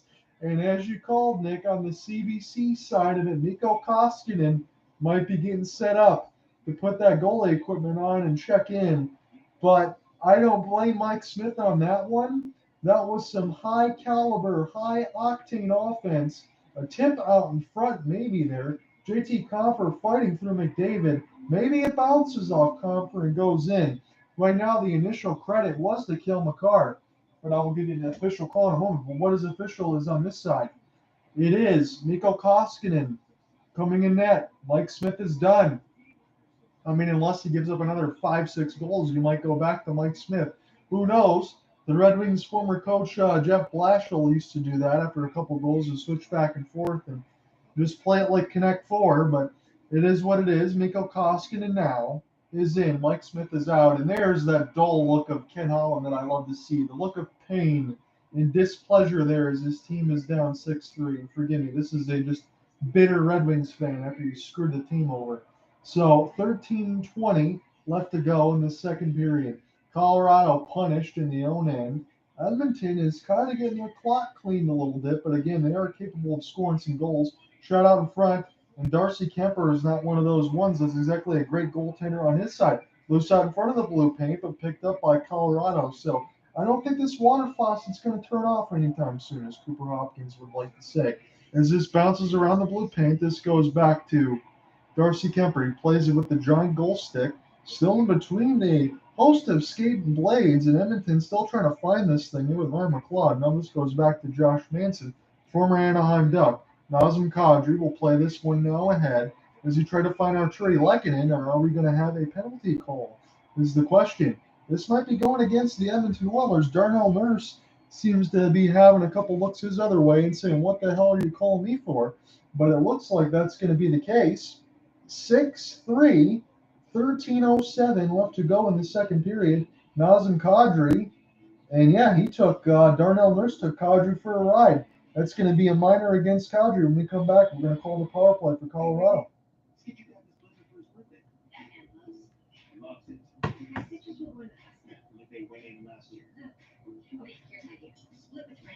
So, Nick, let me give you a little bit of a reset here. In the situation that was a little bit controversial, 2 goals. So at the very end of the first period, 14 seconds left, Kel McCarr gets the puck. The defenseman for Colorado, Darnell Nurse, the defenseman for Edmonton, tries to clear off the faceoff wing. It goes to McCarr. One of the Colorado players is sitting offsides, just blatantly. He's just blatantly offsides. So, you know, one of those ones where you kind of press the L2 in the old games, where you can do that push ahead on the puck? That's what Kel McCarr was doing. And according to Elliot Friedman on CBC, it's one of those situations where the linesman has the official call and the last call. They deemed it a goal to begin with. Kel McCarr, they said, never had possession of the puck, as he had a slight push ahead. It was still barely off of the stick blade, if you wanted. It was really on it for my eyes. Again, I got 4 of them, but they deemed it onside. The player was way offside, but still, because they deemed that he never had puck possession, it allowed him to take a wrist shot, score, take a 3-2 lead. And again, because of that, Jay Woodcroft challenged. He got the call wrong. So the goal stands, and what happens when you get the call wrong? It's an automatic delay of game penalty. Colorado starts the second period with a full power play, pretty much a minute 47 left. They get fresh ice. They score again immediately. It's 4-2, and then the cascade of goals that you saw. So again, Colorado probably could have 2 less goals, but they would still have a 4-3 lead at this point. So 6-3 Colorado. Again, I'm trying to keep my head wrapped around all of this. Colorado is on a power play now. Darnell Nurse holding the stick of Nazem Kadri, took him for a ride. This goes back to Kel McCarr. Rantanen tries to play this ahead for the assistant captain, Nathan MacKinnon. Again, Nathan MacKinnon and McDavid, the first time that these two have met in the playoffs, and this is the Western Conference Final. CBC Sportsnet was showing flashbacks of Sidney Crosby and Alex Ovechkin. This is apropos. This is the first and second best player in the entire world in the same series. Rantanen has it now. Tried to play this one back to Nathan MacKinnon. He's holding that high side blue line now, trying to work his way into the high slot. MacKinnon has it now toward the left faceoff dot. MacKinnon holding off the backhand, leaving it there for Rantanen. Nice give and go off the slap shot opportunity with Rantanen and MacKinnon, but he just missed it. Oilers just trying to kill some time as Zach Hyman has it now. The former U of M Wolverine is out there on the penalty kill. It's a 1-on-3, and Kadri will spin around now. Nazem Kadri will play this across for Arturi Lehkonen, and Mikko Rantanen will get this one back around behind the kick plate. This goes back to the D-man and gets set back up. This is a chance for Arturi Lehkonen on the other side. Kel McCarr has it in the high slot. Going to leave it there for the captain, Gabriel Landeskog. His shot gets blocked by the jerseys in white before it ever hit Mikko Koskinen. Saucer pass got blocked in front nicely with the shot block and dive, and that's one of those times that it's actually useful is you play that out in front of a pass. You don't really want to use that L1R1 too aggressively there. So Devin Tays has this one now, and he's going to play this back to either another forward or his defensive partner. Looks to be New Hook. New Hook gets this one in there with Kadri. Kadri gets punished toward the right side boards, and Edmonton can try to get something going here on the penalty kill. McLeod almost found it, He's still one of the lone forecheckers in there, and he gets taken for a seat. So 10:35 left to go in the second period. Colorado looking to break out now, trying to get this back into the offensive end. Edmonton just trying to find some footing. Nice outlet pass for Evander Kane. He's already got one. His wrist shot went high and wide off the right side of the high glass. He was aiming for that right side post. Evander Kane now in there with RNH. Kept it across the blue line, and CC had a wrist shot that got stopped by Darcy Kemper, and now this goes back in behind the goal cage. Mikko Koskinen centered out in front. He held the right post nicely as O'Connor got smoked with the stick, and I don't even think that was called. 10:06 left to go in the second period. Just about to hit the halfway point of the second period. If you like goals, then you're pretty happy with this. Is you already have 9 with a halfway to go left in the second period, so you still got another 30 minutes left to go in this contest. Nurse bodied up Cogliano. Cogliano got a piece of the skate off the stick, and then his stick almost hit Kemper right in the mouth. It hit one of the other players on Edmonton, but no call. 10:06 left to go in the second period is Darnell Nurse getting a look on the CBC Sportsnet side. Again, if there's any kind of situation where Mike Smith comes back in this game, you would have to believe that the goals for Colorado would have to get closer to 10, as Mikko Koskinen just took over after the 6th goal allowed. It's been his first action really since Game 1 of the Stanley Cup playoffs in the quarterfinal round against the Kings, where the Kings won the first game. Picked up now by Evander Kane. Evander Kane out there now with RNH, Draisaitl as well. Connor McDavid gets this one back from Draisaitl. Nurse holding, wrist shot into the screen. Might have caught a Colorado player up in the face toward the visor area. Draisaitl keeps this one alive. McDavid trying to skate out in front with Evander Kane. And McDavid takes a spill. CC trying to find it. Nurse keeps it alive. It's loose out in front. Stopped by Kemper. Still with Edmonton. Stopped by Kemper again with the left pad, as this was by the left face-off dot. And the fans are cheering here at Ball Arena. That was good effort there by Colorado off defensive side of things, whether it was Devin Tays or Kel McCarr or Josh Manson or any of the defenders that you want to name. They're doing a good job at least. I know Darcy Kemper's giving up 3, but getting those rebounds and clearing them out away of the netminder. CC tries to play this out in front. This goes back to the third liner in JT Compher, trying to hold off the backhand. RNH is all over him. He needs some help. He tried to play this out in front to Josh Manson across the red line. It was intercepted by Edmonton. But Colorado, again, they're doing yeoman's work in their own end. Sticks forcing off the body checks, trying to pry the puck loose. Keith had the stick explode. He tried to kick it ahead. RNH picks it up. It's still alive toward the left faceoff dot, but Duncan Keith, they're down a man. He had to go pick up a stick. He's got it now, and Colorado has it in the own end. So part of the shaft of the stick is in the middle of the 2 faceoff dots, and the centerpiece of it is in toward the blue line side, and now kicked ahead toward an Edmonton player toward the back end of it in the Colorado zone. Nazem Kadri has it now as he crosses the red line. He gets smoked. This is picked up by Edmonton in their own end here. As here comes Cody McLeod. He's going to race in again. He just scored for Edmonton before Colorado had another unanswered goal. It's 6-3, Colorado at the edge. Colorado is going to be attacking left to right and Edmonton right to left at this point. Colorado spring ahead pass, a one-on-one opportunity. The pass gets flubbed, and Mikko Koskinen finds it and holds it. 7:42 left to go in the second period of this high-scoring affair. Fast and furious action. Again, this feels just like the second round series that Edmonton have to play against the Calgary Flames. Colorado is a whole different beast as far as being able to give a little bit more high caliber offensive talent on defense, not to mention having Nathan McKinnon and Mikko Rantanen. If you want to throw Rantanen in this situation of where he could be the 6th or 7th best player in the NHL, I would absolutely buy it. So high caliber forwards, high caliber defense. The one way you can beat Colorado is a little bit of suspect goaltending and Darcy Kemper, but it's been a little more suspect on the Edmonton side. That's why it's 6-3. Kel McCarr in through the screen. It goes wide back off the kick plate and ping pongs back to Colorado, back toward the left face-off dot. Now Devin Tays trying to let this one go. Tays one more time. Shot gets loose out in front, but it hits Landeskog.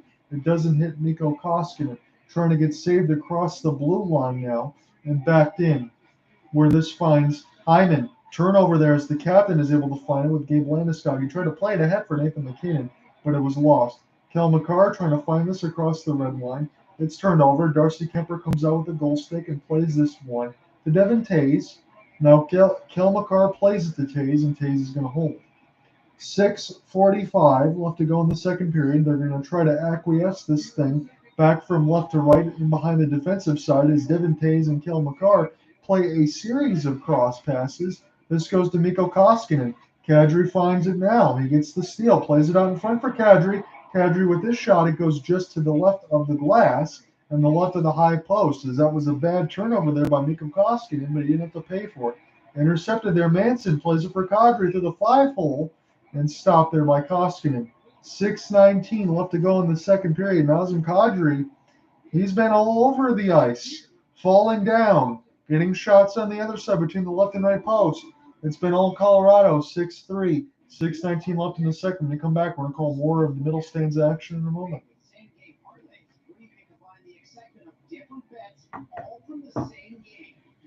Cool. So I know if you click on the other side of things, there is another broadcast there with Patrick Rosh and everybody else. I know he's one of the guys that's always on Colorcast. They're not going to give you play-by-play. They're probably going to give you more just BS sports-style calls and things like that. So if you want to get some of that in like a chill hangout session, you can always go on that side. But I'm usually one of the only ones on the hockey side that actually does some of the play-by-play stuff. So I'm going to be here like I was today, about 8:10 Eastern in this game, and then about 8:10 Eastern tomorrow for Tampa Bay and the New York Rangers. The New York Rangers are going to be starting at MSG. So they're going to have a stern test between the Tampa Bay Lightning. What's going to be interesting is the first period. Again, the Rangers coming off of 2-game 7 series. They've just played the other day. Tampa coming off of 9 days rest. So it's a good opportunity for the Rangers to maybe get something going in that first period against Tampa. I think that's going to be key in that side of things. And either Thursday will be NBA Finals Game 1 or NHL co-op assignment. I tried to reach out to get some partnering up for the game, but nothing yet. So those are my schedules, and then Friday, Saturday, Sunday is nothing. I'm going to be busy throughout the weekend, but I will be on play game stuff after. But no calls for me on Friday, Saturday, Sunday, just Sunday, Monday, Tuesday, Wednesday, Thursday for the next 5 days.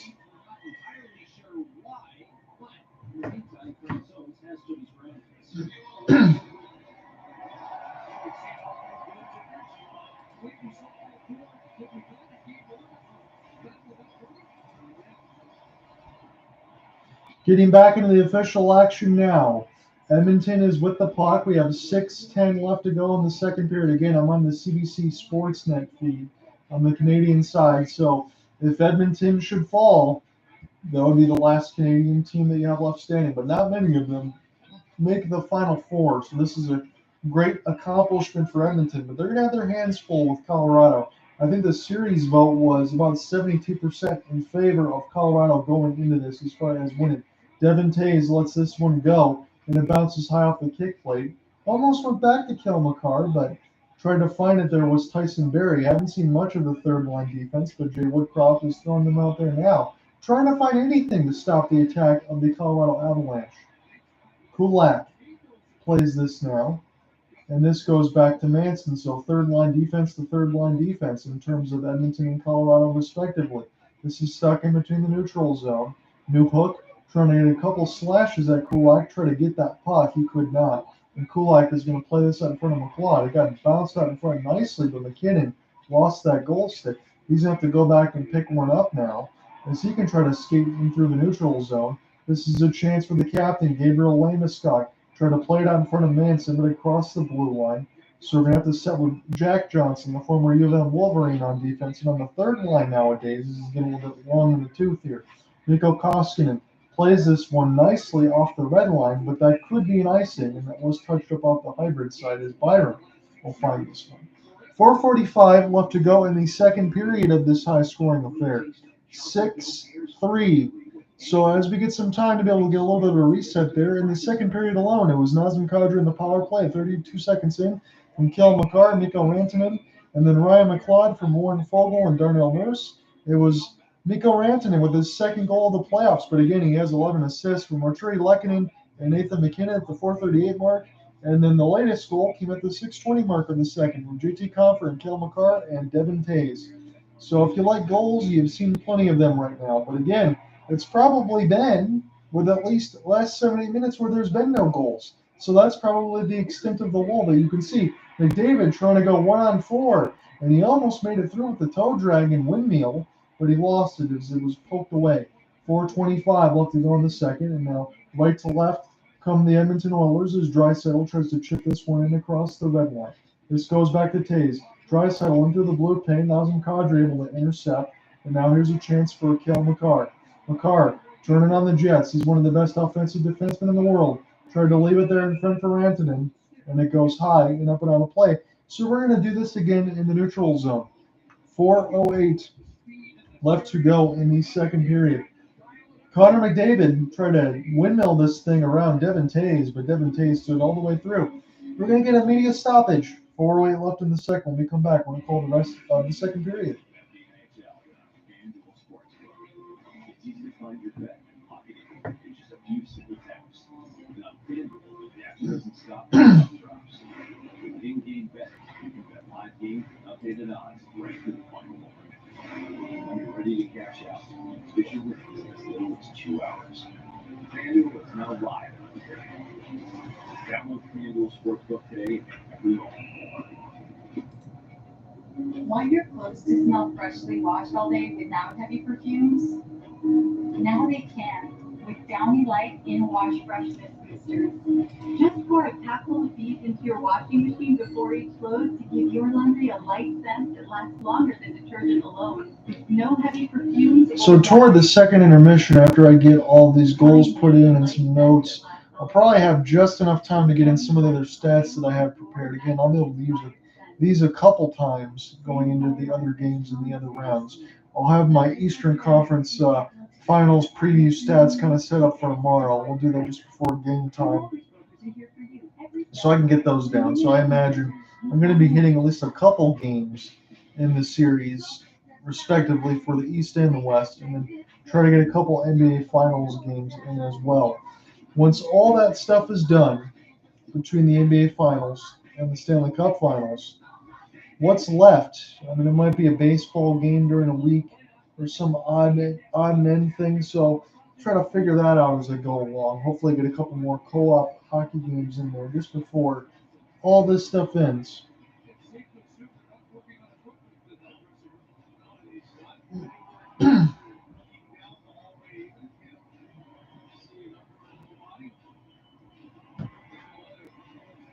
Getting back into the official action now, just under 4 minutes left to go.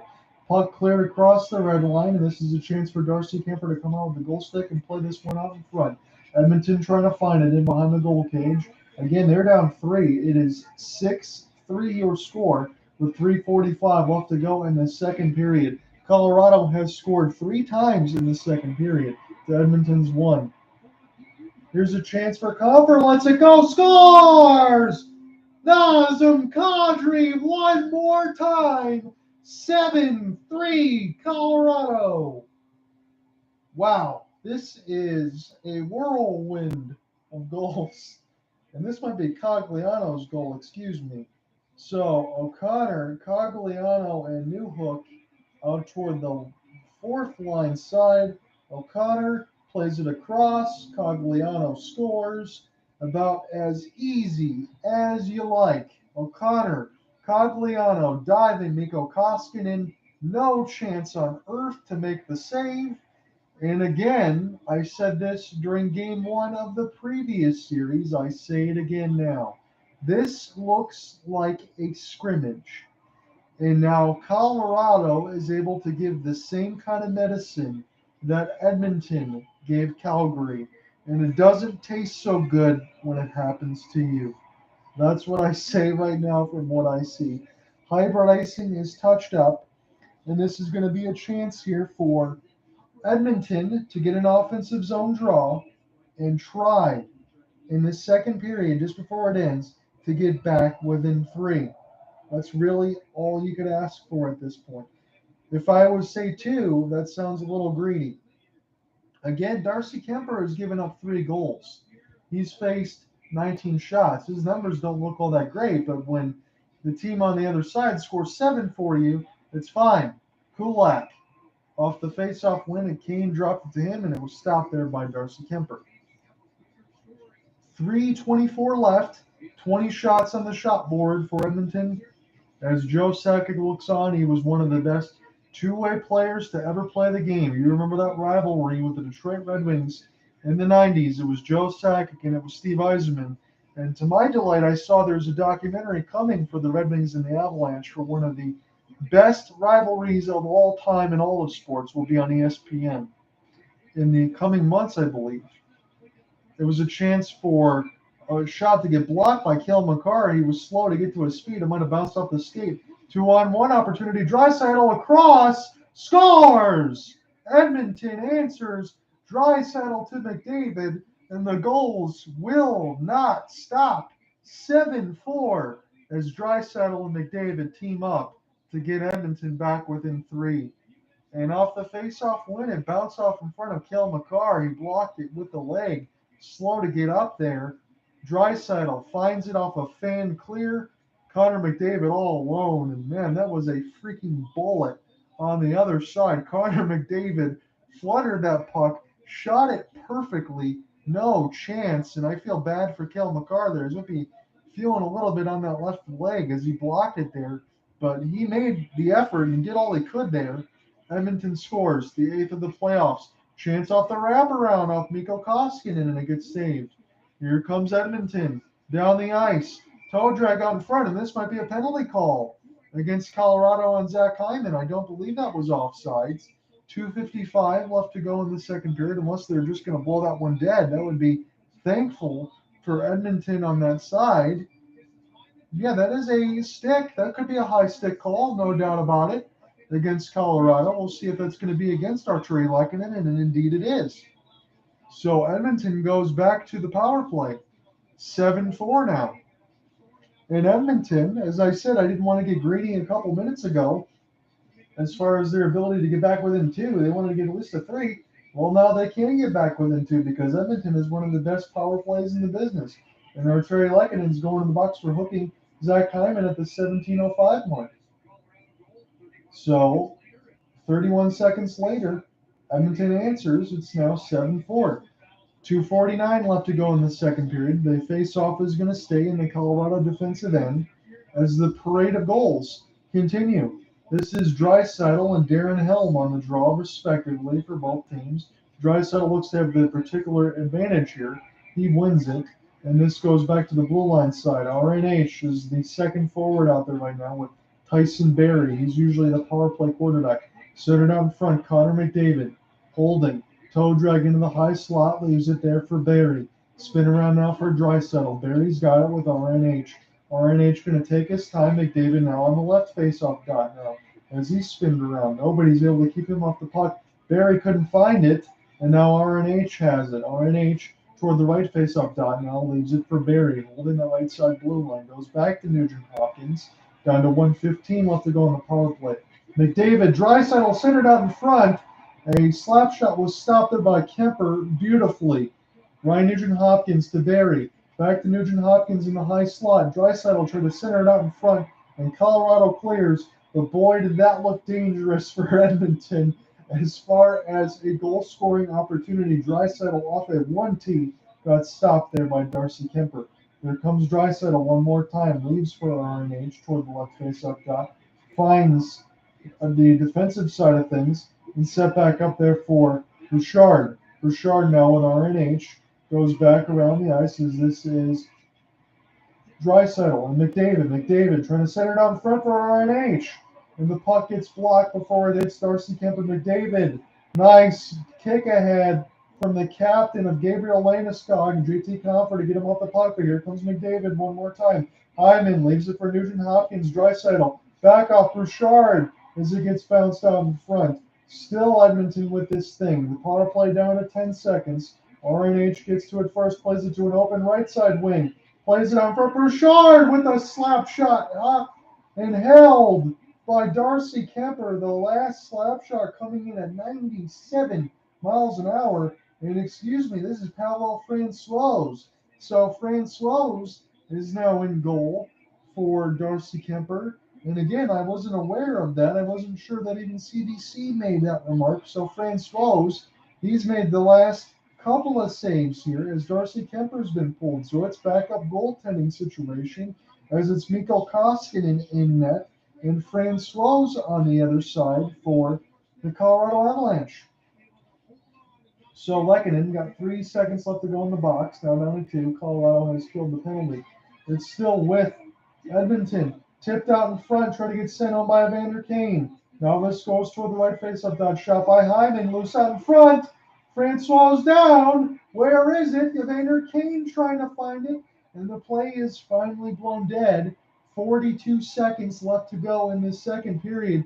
Everybody on their feet right now at Ball Arena as Francois has just made a gargantuan save.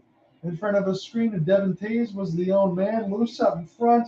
My goodness, Cody McLeod got absolutely robbed upon second look, as it was the goal stick in the left pad that was able to keep that one out, as it keeps this game at 7-4. And again, I say that not too lightly, even though it's 42.2 seconds left to go on the score clock. That is a huge save for Colorado to be able to keep a 3-goal advantage in a game in a series so far that has felt like much of the first round in Game 1 between Calgary and Edmonton. So now Manson plays this from Jack Johnson. So both backup goalies are in once again. I'll reiterate that before we close the second period. It's Pavel Francois for Colorado and Mikko Koskinen in for Edmonton. 7-4 is your score line. Edmonton trying to go with one last attack as a slap shot from about 55 feet goes wide. And Colorado gets this down the ice. Nathan McKinnon turning on the Jets. Wrist shot stopped by Mikko Koskinen. That's how we're going to end the first period. 7-4. So buckle up. I'm going to be back with third period action here momentarily. 7-4 is your score line, and these goals have not stopped. Come right back. We'll call the final stanza after the second intermission. There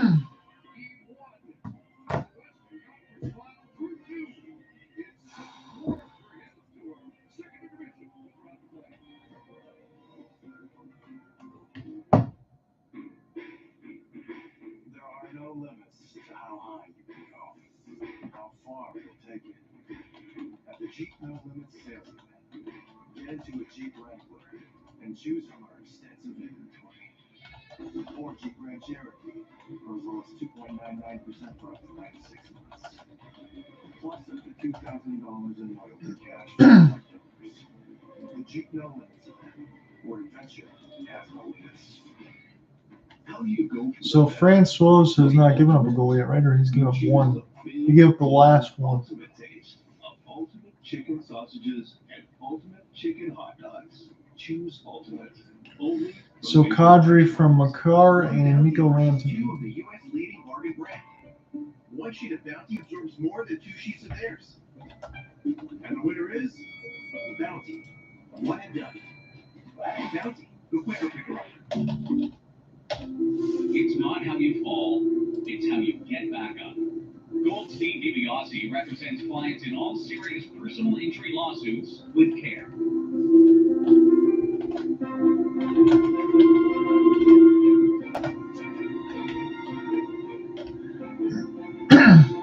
Trusted relationships through the entire legal process. Goldstein DiBiase. Call us first, 519-253-5242. I managed to start bringing out a government. We got to change the world. That singer is pretty insane. Our bass player starts fights for the sexy punk. That's David's sexual maniac. Come see us live. We're awful. Ladies and gentlemen, Sex Pistols.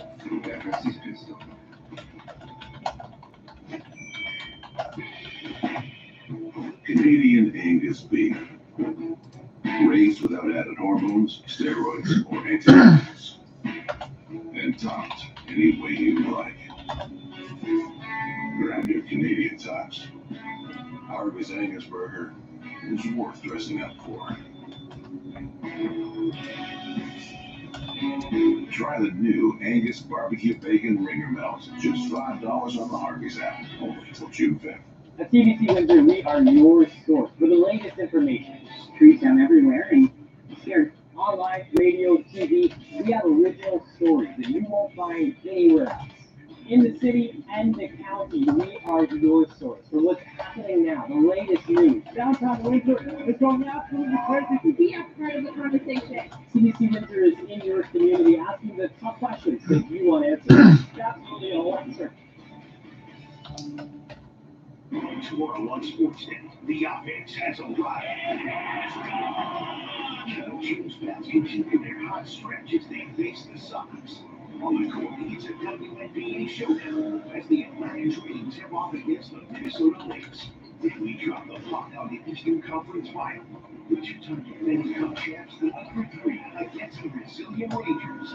It all happens tomorrow, and it's all on Sportsnet. Live stream on Sportsnet now.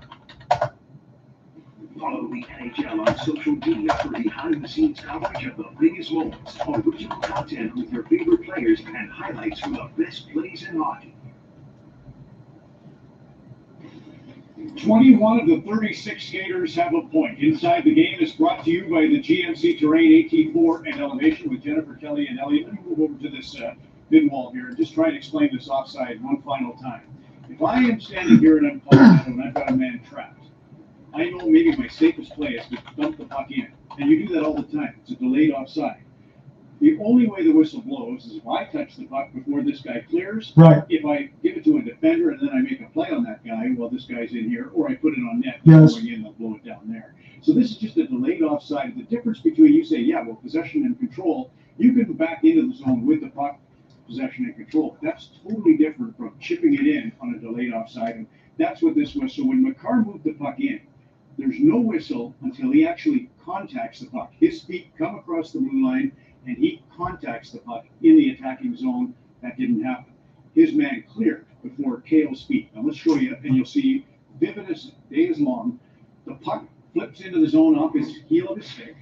This is a delayed offside. Now the whistle will not blow until Kale, his feet cross the line, and he touches the puck in the attacking zone. All the while this is happening, it's off his stick. Now his man clears. Now he comes in. I see it now. Puck. No problem. And we have one other angle just to prove it to you that the puck was off his stick. There you go.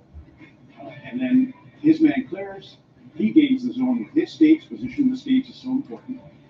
So it's a good goal. Or it's a good play, I should say. And we have one other. Well, first of all, I was going to say Ron's DMs are not open, so continue sending your friendly commentary to me along with economically impossible requests. Okay, so let's take a look at a goal from last year. This is Arizona, LA. It was a goal by Michael Bunting for the Coyotes against the Kings. And we'll watch on the replay. They get possession, they go around, and they eventually do score. And the Kings challenge it. And Todd McClellan is really unhappy with the result. But here it is. The puck is touched on one side before, I think that's Connor Garland gets out. And then it's brought over and touched on the other, and they call this a good goal. So this is an example, and one of the things that a couple of video coaches did say to me was, if you haven't seen this before, and it hasn't happened to you, you can get trapped on it. But the fascinating thing to me, guys, is I had a number of players who reached out and said they would never have thought that was a good goal. And they are shocked that was a good goal. But I've had video coaches reach out and say, I totally understand. Now, do you think McCarr knew what was happening, or was that just pure luck? Yeah, I'm sure. It was right? You never know. You never know with him, right? But I feel like for him, he's in control. But no, I mean, it's just a simple wrist movement, right? It's a difference. It's not about him being in control of the puck. Because for me, I believe absolutely he was in control of that play, even though it wasn't on his stick. But in both the examples, him and the Bunting one, it's just a simple lift of the stick while the puck is entering. So he touches it actually in the zone, feet across the line. Simple lesson for all players, right? Right. I would show all my players that play now, moving forward. We can solve that one, and it's a great call. And we don't know what's going on with Darcy Kemper. Why don't you take a seat? Yeah, we don't know. So he left midway through the second period, but the second period started oddly for the Avalanche and Kemper. This is a 3.5-minute delay, which is unusually. It appears that there's work on his pad. Speculating, of course, their Oilers are not happy. Speed along. And that is what normally happens. You give him a little bit of grace period. He comes back in, but in that second period, he did take a couple of high shots. Now, it doesn't appear to me as though he's flinching or moving awkwardly after these. But we do know that in Game 3, and they showed it in the game versus Nashville, there he is with Jared Bednar. And Bednar, of course, says, get out here. Watch the stick get caught in his mask. Now, he did leave and did not return for the rest of that series. We certainly don't know, but if we're being told it's an upper body injury, anything could be related. And you also notice, right, that he took a few high shots, like whether that's related to affecting the eye injury. It's all speculation. We don't know, but he did take a couple of high shots. Could be struggling to track those high shots. You could have said to Jerry, I'm not seeing the top property. Yeah. Do you want to jump in on that? Or no. As we all expected, it's Francouz and Koskinen in game number 1. You want to touch on Mike Smith, though? Sure. Yeah. Game 1, Mike Smith has had nightmares in game 1s in all series, but I think this one is different. The first goal he kind of lost, he flopped a little bit, but I thought after that he was okay. I don't think that a lot of these goals were his fault. I think Colorado just totally overwhelmed Edmonton, and this to me wasn't the same as some of those other teams in round 22. Right. Yeah. Some of the rough goals against Smith has led Colorado to be in control. If you look at that second period, at one point they're up 6-3 and supporting each other so well with numbers. So these are just some examples. When they know they're going to create a turnover, this is on the power play. You've got 4 players there, and then 5, they're all within a small space. Then they get the entry. So when they get the puck, people are there flying the zone, making the read, but supporting each other with numbers. If they're down low, they know that they can apply pressure. You look, 3 guys swinging towards the puck, 1 high, 1 in the middle, 1 toward the blue line. So knowing you've always got passing options, and that leads to offensive chances. You make the read. If you need to get the puck deep, or they're getting odd man rushes, making a look. I mean, Elliot, you talked about them entering the zone quickly. They just miss on this chance, but for them, that's making the read. And then you're going to end up with chances like this, 4-on-2 opportunity for them, but just people moving together to create those chances. Is this game over? No, not at all. No. No. I would not leave the room and think this game is over. Last save wins. Ryan McLeod, we don't have a chance, Ryan, to show your pack, but sensational period by young Ryan McLeod in this game for the Edmonton Oilers. What a wild and crazy game of poker this is. Ab 7, Oilers 4 on Hockey Night.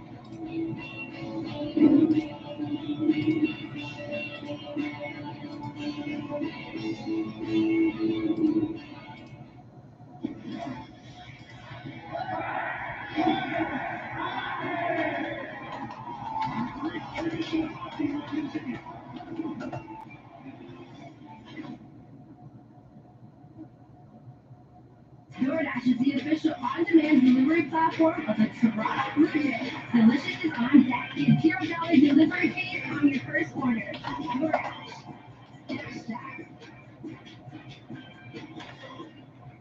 At Charmin, we're all about the science of softness. That's why new Charmin Ultra Soft is softer than ever. And it's 2 times more absorbent, so you can use less. Now, if you'll excuse me, I have one more test to conduct. Enjoy the go with Charmin. I have an idea. Put this under your dashboard. Okay, here's an idea. Split the friends on RBC mobile app, divides the cost between everyone, and send them the request today. I like that. Split with friends with RBC Vantage.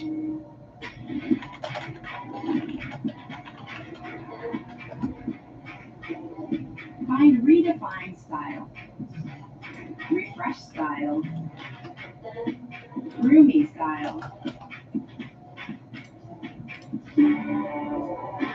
recapture style. Introducing the first ever Chevrolet Equinox RS. Find new style, find new roads. How do you go from the best to the ultimate? You choose the big, bold, ultimate taste of ultimate chicken sausages and ultimate chicken hot dogs. Choose ultimate, only from Mary Lunch Farms. Cooperators offers financial services and advice tailored to you. Like just trying to grow our investments as quickly as Penelope grows out of her clothes plan.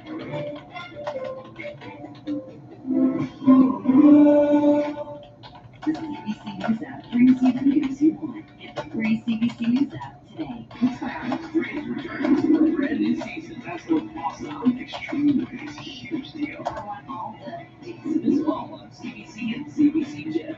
It's time to honor Indigenous excellence with the 2022 Inspire Awards, celebrating 12 outstanding First Nations, Métis, and Inuit individuals. The 2022 Inspire Awards, Sunday, June 19th at 8 on CBC and CBC Gem.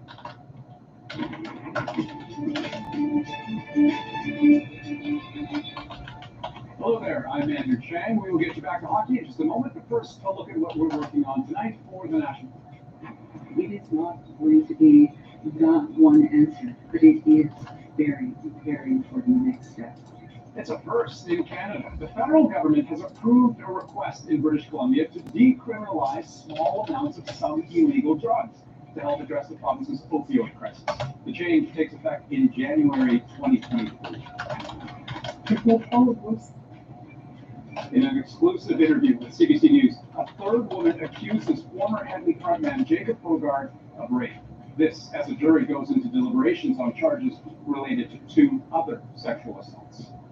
During the playoffs, you can always find us on CBC News Network and CBC Gem every hour starting at 9 p.m. Eastern. We will see you after the game.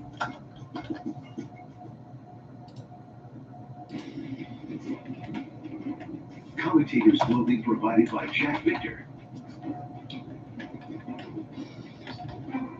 Welcome back. Tomorrow evening, the New York Rangers have home ice advantage. Imagine that against two-time Stanley Cup champions, Hockey Central, 7:30 ET, 4:30 Pacific here on Hockey Night in Canada. So Eustace Annanen is the third goalie. If, in fact, Franzos couldn't continue, Eustace would be the netminder, the 22-year-old Finn. Crazy times in the Stanley Cup playoffs. Our coverage on Hockey Night in Canada turns in.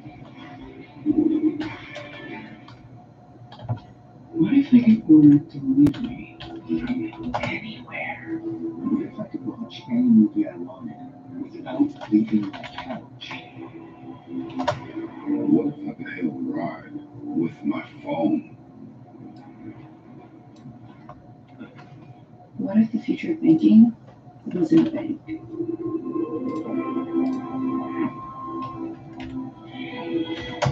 Neo Financial. It's time for new. There are those who idle, and those who never seem to stop. They can't. They have to keep moving, refusing to rest, reimagining what's possible, getting it done. That's what we did when we redesigned the GMC Terrain.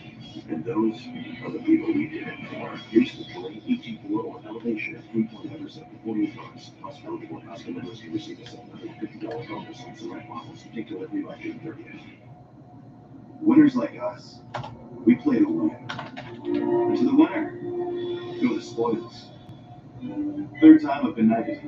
I'm just getting all of these goals put in here, and then we can get a little bit of a reset there because I know that we need to do that.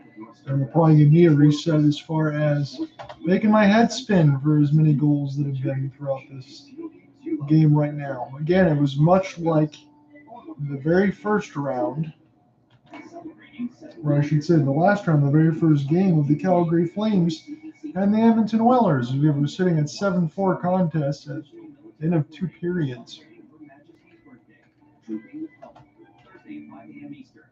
We continue to follow this extraordinary family as they take on new challenges. How they take over into records fathers. Massive morning, right? I couldn't believe it got bought down. This entire country is dedicated to the singular goal of survival. The new variant is complicating what was to be a return to normal. Iceland is keen to be seen as a place. And also, we've seen all 4 goalies play so far. And they were just showing on the CBC side that maybe even the third goalie may be playing for Colorado. So there's no short of insanity here in Game 1 of this opener.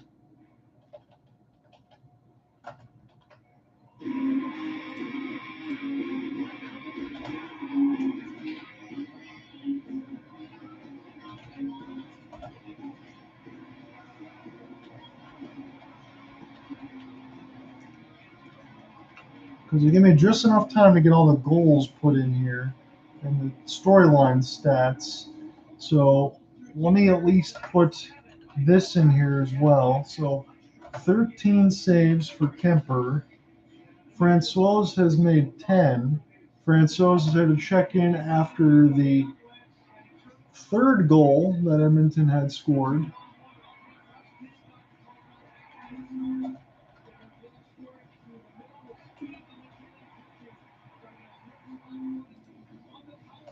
Mike Smith for Edmonton's side, he gave up 6 goals on 19 shots. Right now, he would be credited with the loss.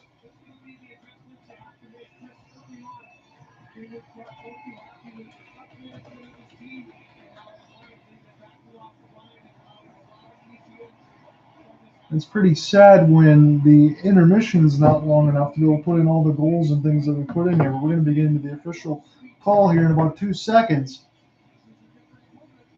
So it is McKinnon and McDavid in on the draw. So both teams' first lines are out there now as this goes back into the Colorado offensive zone. McKinnon trying to play for Nichushkin. Landeskog had it now, and he lost it. It's sent there for Darnell Nurse.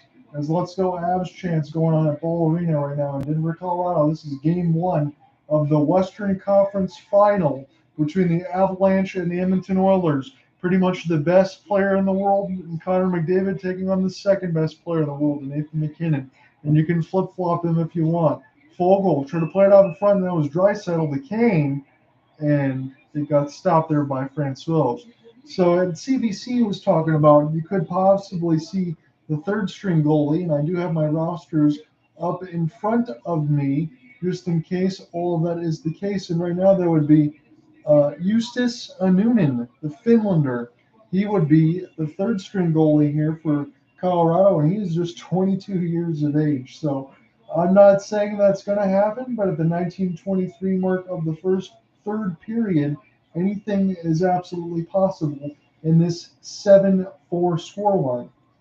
So this is a chance here for JT Comfort on the third line for Colorado in their own end to win this draw, and they do. This one goes to Johnson.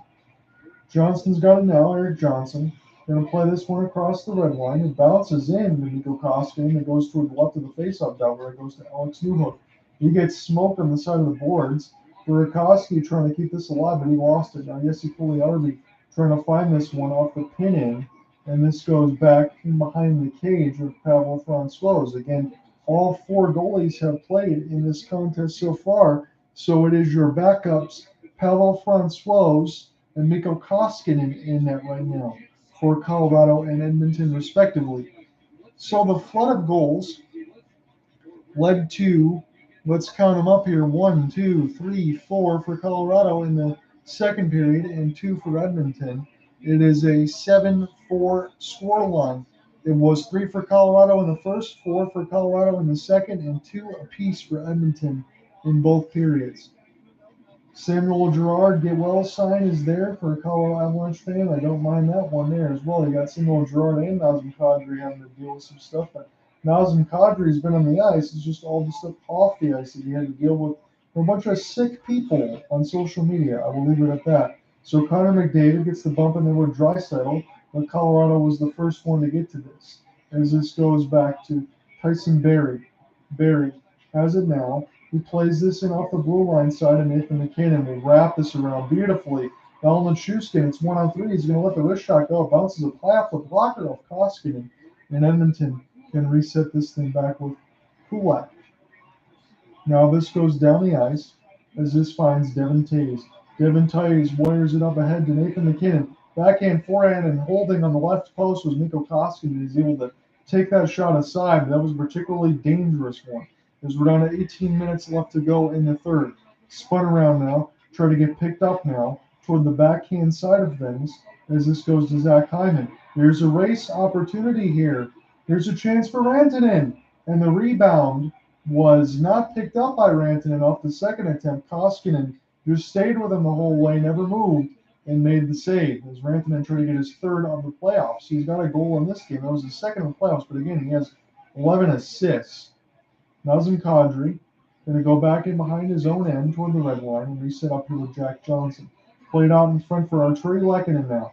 Lehkonen's going to leave this here for Kadri. Kadri backhand forehand attempt, and it goes up high off the right side post. Back with the Colorado Avalanche now as this goes in between Arturi Lehkonen. Spinning around there is Colorado and Andre Burakovsky, the former Washington Capitals pickup in the offseason. Gets a shot that gets blocked at his side from Fogle, from Pavel Francouz, and this goes back. Evan Bouchard going to set up Duncan Keith, and it pinballed across the right face-off dot. As Edmonton's trying to look dangerous here, sent it out in front from Derek Ryan. Derek Ryan trying to get a second opportunity. The first one was stopped by Francouz. McLeod within a bid for it. Zach Cassian has it now. This finds Evan Bouchard. Back to Keith. Back to Bouchard. Lets it go. Blocked and hurt is one of the Colorado players. They're down a man. It's pinball. Still not getting up. I believe was Burakovsky. And in among the chaos, Edmonton has scored. And Burakovsky got smoked with the puck. He could never get up. And it turned into a goal for Derek Ryan. 7-5 is now the score. So my apologies. I was about 6 seconds late on that goal call, but the camera pan was on Burakovsky. I was concerned if he was going to be okay. Cassian played it out in front. It bounced off of the skate of one of the Colorado players. It fell to Derek Ryan. And Burakovsky was trying to be a warrior, trying to get back up on the ice, get back in the play. He could not, and he's being helped off going back into the players' room. So Derek Ryan, his second career playoff goal, and now all of a sudden, Edmonton is back in this game again. It's 7-5. Here's a chance now for Comfort. Gets this in deep. Mikko Koskinen will play this across. Breakout pass. Chance here for RNH to make some moves. Is try to get around the check of Johnson. And now this goes back to Colorado and Darren Helm. On the fourth line now, racing across the red line. Flutters one in from 50 feet. Picks up the rebound. Gets it across the left face-off dot. Nice play ahead. Comfort leaves this here for Helm. Helm tried to spin around. Didn't know where the puck was. I think he's just going to go ahead and take a change. Bowen Byram was one of the defensemen that tried to go back in there and find it. As this gets around Jesse Puljujärvi, and now this goes back to Pavel Francouz, where they can reset here with Eric Johnson. So Eric Johnson out there with Bowen Byram now gives it to the captain, Gabriel Landeskog, playing it on front for Nathan McKinnon. Nichushkin trying to be out there now, so the first line is officially out right now for Colorado. Maybe a chance off the breakout, and a wrist shot goes high and up and out of play. I believe that was Evander Kane that took the pull. Yes, it was. And it went up and out of play. 15:31 left to go in the third period. John out here with you for game one of this Western Conference final. Winner goes on to the Stanley Cup. But again, we are just in the opening game of this series. But if you want to talk about goals, there's been a lot of them. 7-5. Derek Ryan has just scored to get Edmonton within 2. So my head is spinning from all of these goals. And again, it's one of those situations in writing the game story that you really don't know which way to go for all of this chaos here. So 13-15 is the block shots in favor of the Avs. McKinnon has it in toward the defensive zone face-off draw, but it falls to Edmonton. Trying to shoot this one in, it bounced off. McDavid's got it in behind Gretzky's office. McDavid still with this thing, working his way in the high slot. The puck came back to him. Centered it out in front of a screen as he was looking for an Evander Kane tip, but it went just wide. McDavid trying to find this one, but McKinnon stole it. Into the neutral zone, lets it go. This was Nichushkin, and the bid went wide to the left side of the glass. Kept in there by Devin Taves. Cale Makar plays it off the kick plate as it bounced back to him. Nichushkin finds and retrieves. Devin Taves lets it go into the screen, and that is saved there by Mikko Koskinen. Try to get played across the red line, and this will find Cale Makar as he can settle this one down. Draisaitl was the lone forechecker trying to make life difficult. He shakes his head as he turns the puck over there. Draisaitl was able to find it. Nathan McKinnon joins all the way back on the defensive end here for Colorado. What's going on, man? How are you doing?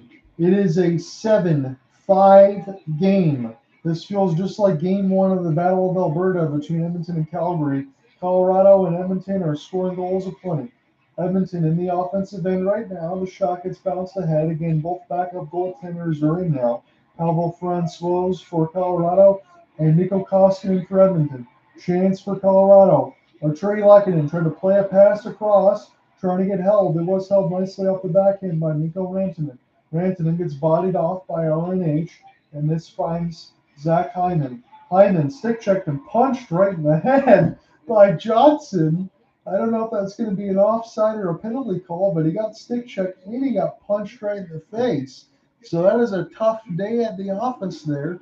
But we do get a stoppage and a timeout with 14:07 left to go in the third. Be right back. We're going to call more of the third period action in a moment. Ultimate chicken sausages and ultimate chicken hot dogs. Choose Ultimate. Only from Maple Lodge Farms. Yeah, no doubt about it. You get a chance to do all that stuff, then you get to check in from a high-scoring game on the other end. So chaos to chaos as far as grass cutting and then going in and seeing all these goals scored. Hopefully you can stay away from all the insects and all that stuff as you battle all that, because it's just a thing you got to do this time of year. Raised without added hormones, steroids, or antibiotics. And topped any way you like. Grab your Canadian tops. Harvey's Angus Burger is worth dressing up for.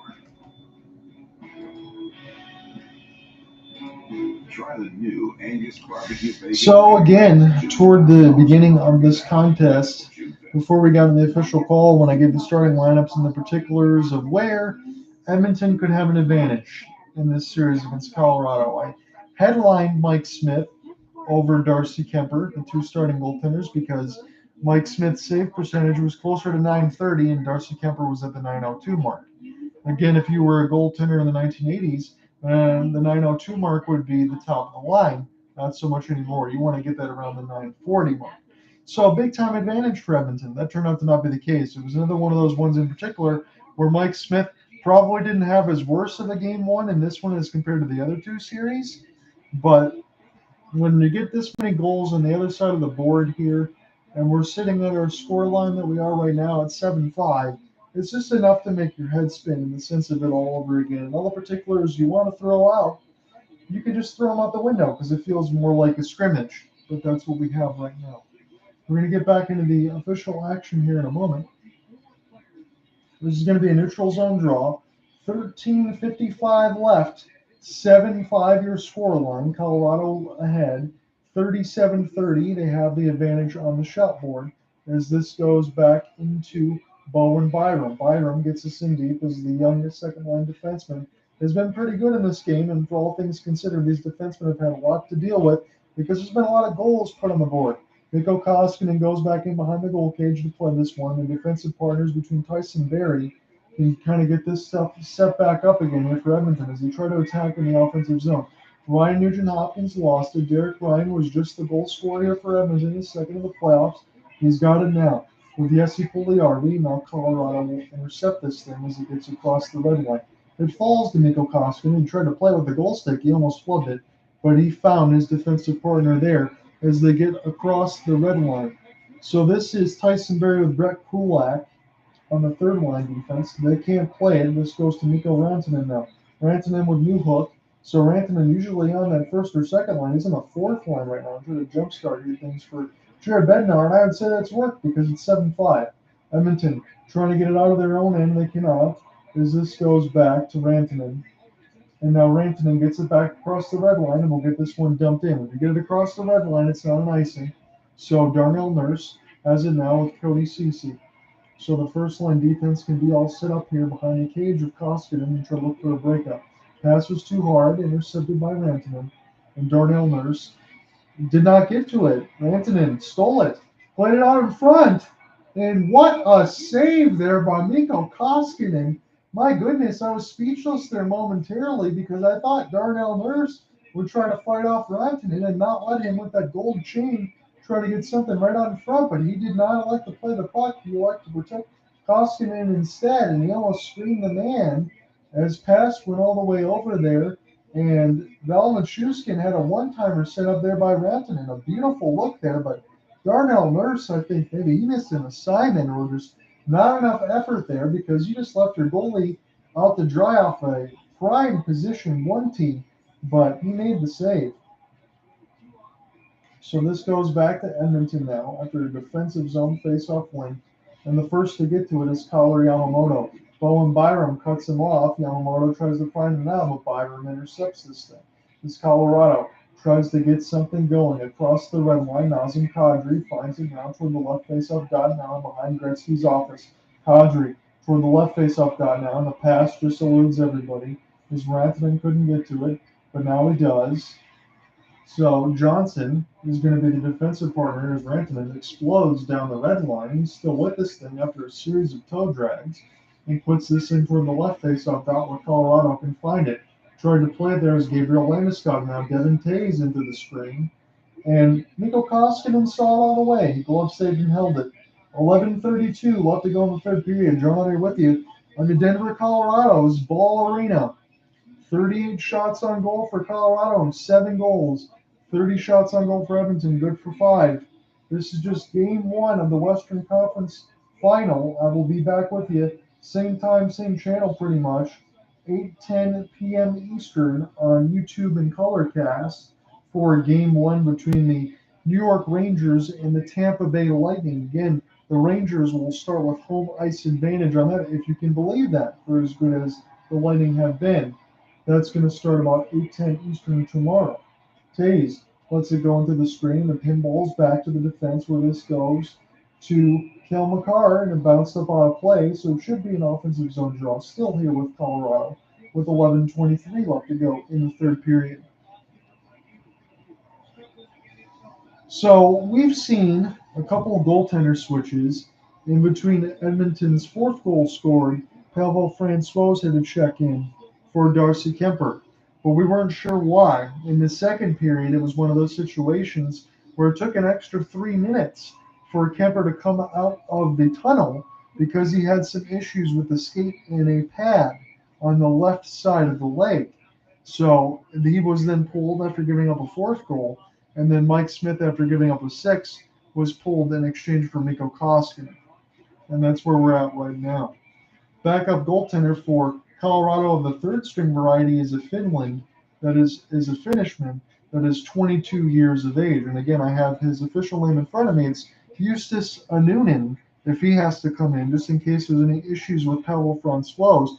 Francouz hasn't gotten much time since the first couple games against the Nashville Predators when they won in the sweep.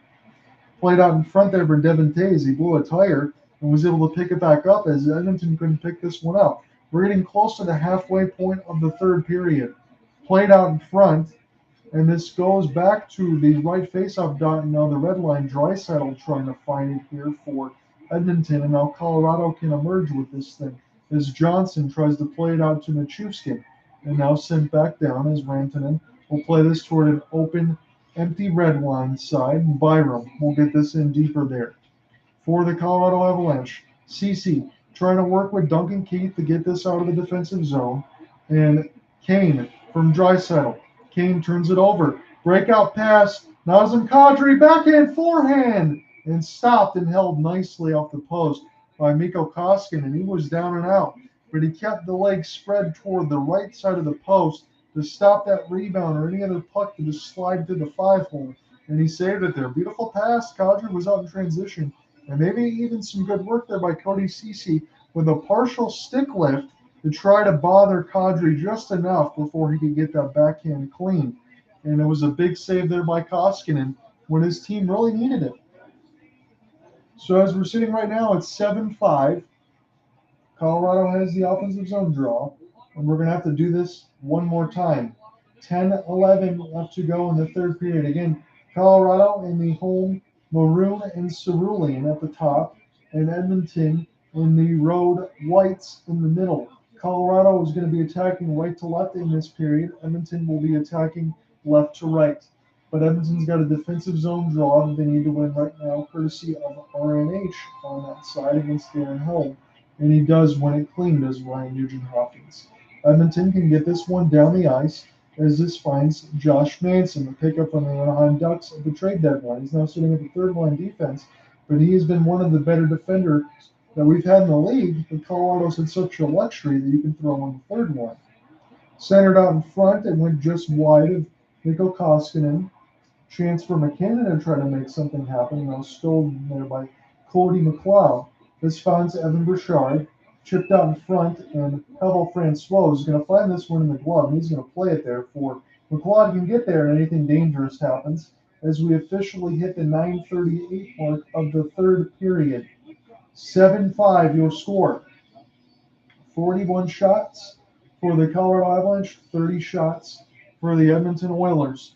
Again, it's been a whirlwind of goals, just one in this third period, courtesy of Derek Ryan, made it 7-5 from Zach Cassian and Evan Bouchard. So the third and fourth line had teamed up to get this within two, but it's been an avalanche of goals. Not really just to speak for the Avalanche, but both for the Edmonton Oilers. It was 3-2 after one, and then 4 goals scored for Colorado in the second, 2 for Edmonton as we get another unfair drop. We're going to do this again.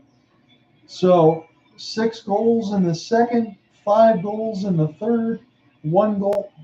Let me get this straight here. 5 goals in the first, 6 goals in the second, 1 goal so far in the third. That's why we put the 7-5 score line for Colorado ahead of Edmonton. Let's see if they get this offensive zone draw done correctly here. This is the third attempt. And now Byram hits this around the kick plate. Colorado trying to get this out of their own end as Andrew Cogliano had it bounce off him. And this goes to Brett Kulak.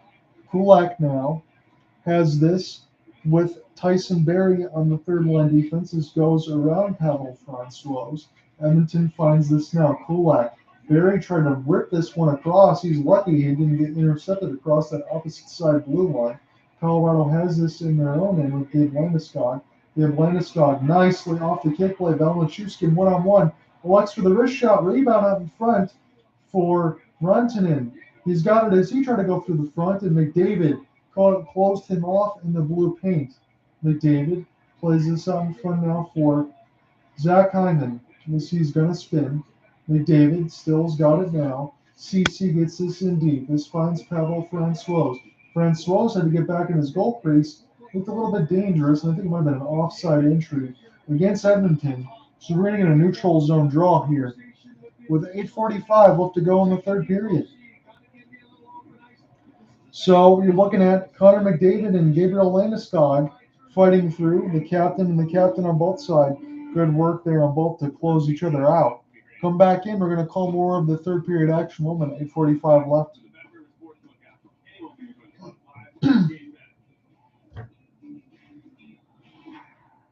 Where you can bet on all the action, including point-by-point betting from around the world.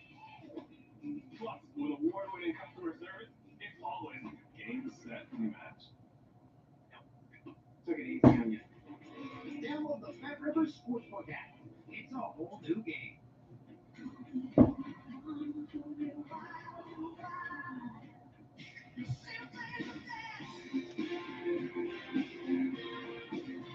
Pepsi Zero Sugar.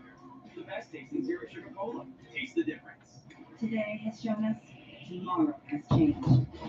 Now we're more open to what's possible. Open to creating new ways and more opportunity. Canadian businesses trust Ramirez. Celebrate Asian Heritage Month on CBC, CBC Gem, and at CBC. This is the first act. So us today will be out on display. Nurses, pilots, bus-ups, pickups, hookups.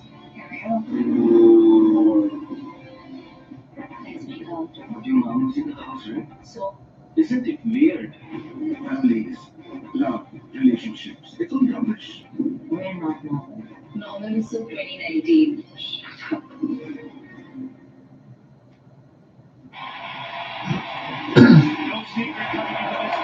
If you're just joining in, you're joining in at a good time here. It's John here with you. Going to do the play-by-play again on the YouTube side. I can't really stream the game unless it's anything on the Sportsnet side.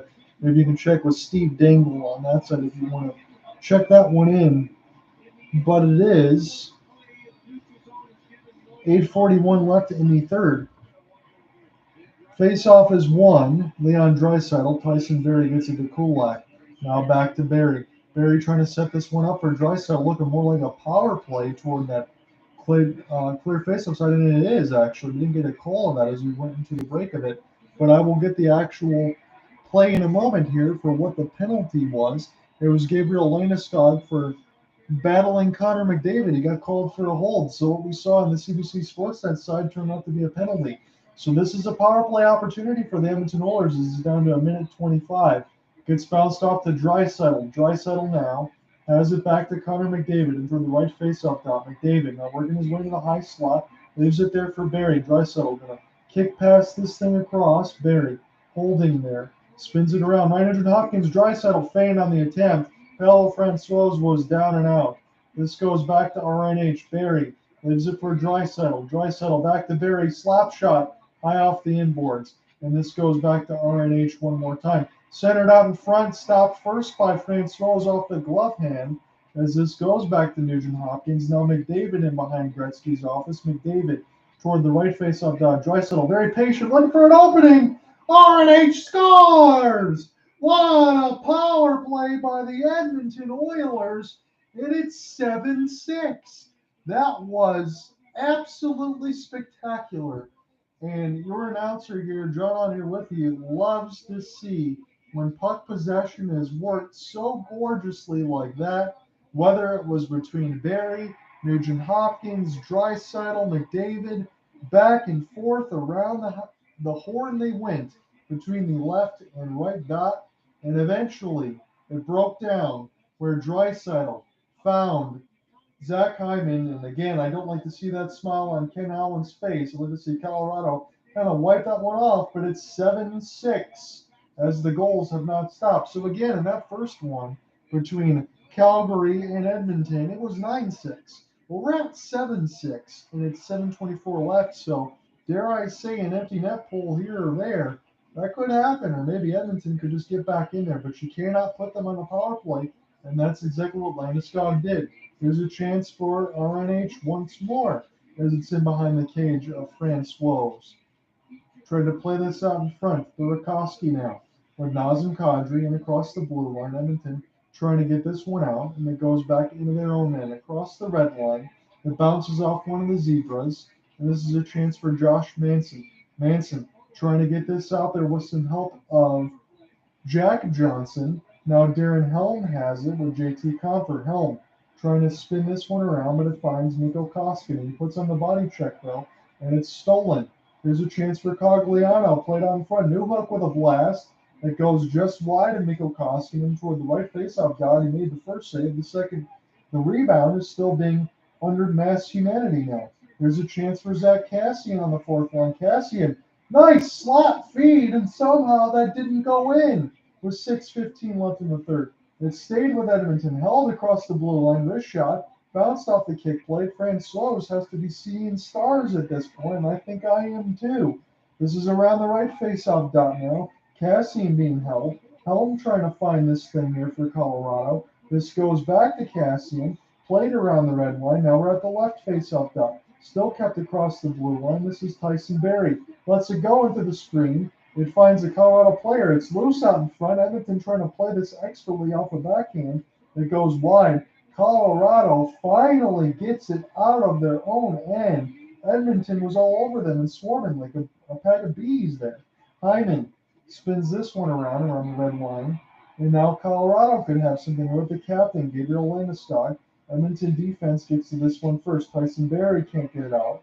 We'll see if Colorado can emerge with it. They cannot. Edmonton tries to play this across the red line. Evander Kane picks it up now. He lost it at the blue line. An offside is called against Kane. That was a delayed offside, so it allowed Kel McCarr to get set up. The crowd is to its feet. 5 minutes left to go in this contest, and it's anyone's for the taking right now. 7-6 Colorado. Edmonton has scored 2 unanswered goals in the third period. And that's usually when Colorado is able to take a little bit of advantage. But you saw throughout the St. Louis series, sometimes Colorado plays tight with the lead. Here's a chance for Taves. Lets it go, and it gets turned aside by Mikko Koskinen. Taves leaves it there. Slap shot for McKinnon, and it goes toward the right faceoff dot and wide off the glass. Picked up by Edmonton. Skating off the backhand is Draisaitl. Leave it for Ceci. Blocked out in front, and one of the Colorado players is down and being held by McDavid. Another shot loose out in front, and it blocks by the Maroon and Cerulean before it hit Kemper. And I don't know exactly if what Kemper did was legal, or what McDavid did was legal, I would say. But he held the man down, and the shot got blocked. Foegele had his wrist shot go just to the left of the cage. 4 minutes left to go in the third period as the puck goes high and up and on a play. So the ref you suck chant is going against Cooper Hopkins. Oh, Cooper Hopkins is here. I got to get you in on this, man.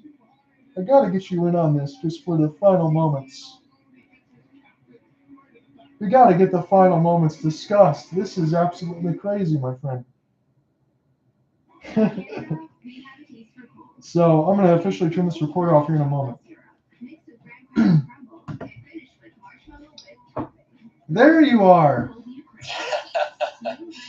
John, my good man, I cannot believe we're seeing another game like this featuring the Edmonton Oilers. I mean, I'm having deja vu, PTSD, call it what you will. 7-6 with under 5 to play here. I mean, I wish this were Calgary, Edmonton again, but it's just like it was a week ago or more. I mean, John, how is your throat? You've been calling goals all night long. Just like you, man, I'm trying. I mean, it was 9-6 in the first game here, and who knows, with a couple empty net pulls, we might get to that same point, could we not? I think that we're inching toward that spot right now. I mean, you know, the puck went through the crease there just a couple moments ago with Cassian. The Edmonton Oilers have been right on the doorstep of tying this thing up. Yes, they have been, man. And you know what? I was trying to go for the very opening again. Maybe we can hook up for a full game at some point between this series or Tampa and the New York Rangers. But I was trying to talk about maybe an edge that Edmonton might have in this series. And believe it or not, I went to the goaltending point because Mike Smith's save percentage was at the .930 mark to Darcy Kemper's .903. But we're already into the backup goalies of both teams. So it's been crazy, man. It has been wild. I hope you've been having fun. I'm happy to finally be here and apologize for my sort of unpredictable schedule these days. But I got to enjoy with anonymity. I joined in with the cast at about the 10-minute mark and just cool. got to listen in like a nobody, like just the first time listener of John Ryan on. It was great to hear you on the call. You're doing a great job. Hey, I appreciate that, man, as always. Let's get through this final 4 minutes, shall we? Who knows? We might have overtime looming on the end of it. Nothing has been predictable in this game. So it's a defensive zone draw here for Colorado. And again, Edmonton's been pretty good on that spot in the draw, as Hyman was able to get this now off a draw win. Hyman's just being destroyed toward the left side boards, and Colorado's trying to do everything they can to get it out. And Cooper, as I've said, you know, Colorado's played a little tight with the lead. And you've seen that a little bit with St. Louis. That speaks to Edmonton's point of getting 2 straight goals in this third period to get within 1. 3:30 left to go in the third period. Rantanen trying to get to this one right now as McLeod will cut him off. He's on the left side now, gets the puck across the red line now. The ref you suck chant is going a lot for Colorado. They're not too happy about their team giving up 2 straight goals. So this goes back to Edmonton. Back around to CC. Duncan Keith holding toward the left face-off dot. And the shot goes wide. CC tries to pick it up. It's spun around there by Hyman. Rantanen trying to get this out with Landeskog. Landeskog lost it. And they're still behind the net right now as Zach Hyman, Landeskog, finally emerges with this thing for Colorado. Nathan McKinnon turning on the Jets, toe drag and hold, leaves it there for Landeskog toward the left faceoff dot. It's stopped by Mikko Koskinen, but the rebound was loose. And Edmonton will try to transition from its own defensive zone before they chip and chase this down across the red line. Byram plays this one, but it's turned over at the blue line. Barry can't hold. Valnichuskin off a one-on-one, and Darnell Nurse saves Edmonton's bacon there as they play this off a one-on-one. Kane now back from Nurse as this goes to Draisaitl. So Jay Woodcroft throughout this entire game has not split up Connor McDavid and Leon Draisaitl. And I wonder as the series goes along if that's going to be the case. Here's a chance now for Nurse. Off the backhand, he was able to hold as we're getting close to 2 minutes left to go in this third period. Picked up now is Devin Tays. He's in behind the cage as Draisaitl was all over him, but it was turned over. Chance for Edmonton now, and it goes high of the right post and back down the line where the net is now empty. Again, CBC had not relayed that, so I was not aware there was an extra man on the ice. but it's an icing against Colorado with 1:49 left. Wow, John, a lot of back and forth action right there. I know the Colorado fans wanted a call there. From what I could see on my feed here, the TNT feed, they had an argument. It seemed to have been a stick in the skates, but not to be for Edmonton. So no man advantage here, and we now have icing as you called. I saw Koskinen head to the bench. He's rejoined with Mike Smith, who's got more of a break than he thought he would get tonight. And if you're gonna, okay, I'm gonna make you put your color commentator hat on for just a split second. No, I'm not trying to wrestle the play-by-play duties away from you, but I got to get your thoughts. If Edmonton's gonna tie this game, other than the obvious answer, who do you think puts the puck in the back of the net if they can make this happen? Well, your obvious answer might not even be McDavid and Draisaitl. It might be Evander Kane. He's been leading the Edmonton Oilers in goals with 14 in the playoffs. So I'll go with Mr. Evander Kane. 91, right there with Glenn Billitson, former Flames coach. I'm sure he was quite pleased to beat his old employer. And now you see Lehkonen, Helm, Taves and company there alongside Jared Bednar there at the bench. It's going to be a very interesting sequence here as the offensive zone draw will come to, I believe, the left of the cage here. And the crowd's going wild in Colorado. John, I'm going to let you take back over here. I'm excited. I mean, just as a neutral observer here, this is the definition of a barn burner is what I'm trying to say. Absolutely. McKinnon wins the draw, but it finds back to Edmonton and Zach Hyman. Colorado trying to get this out. There's some chaos. Evander Kane with a shot, and it goes just wide. That would be funny if he scores here. McDavid trying to keep this one alive. Evander Kane with Draisaitl. It goes back down the ice. It is not going to go into the gaping and yawning net. And this goes back to Tyson Barrie as we're down to 1:15 left to go in the third. Edmonton needs a goal. The goalie is pulled. Koskinen is out of the crease.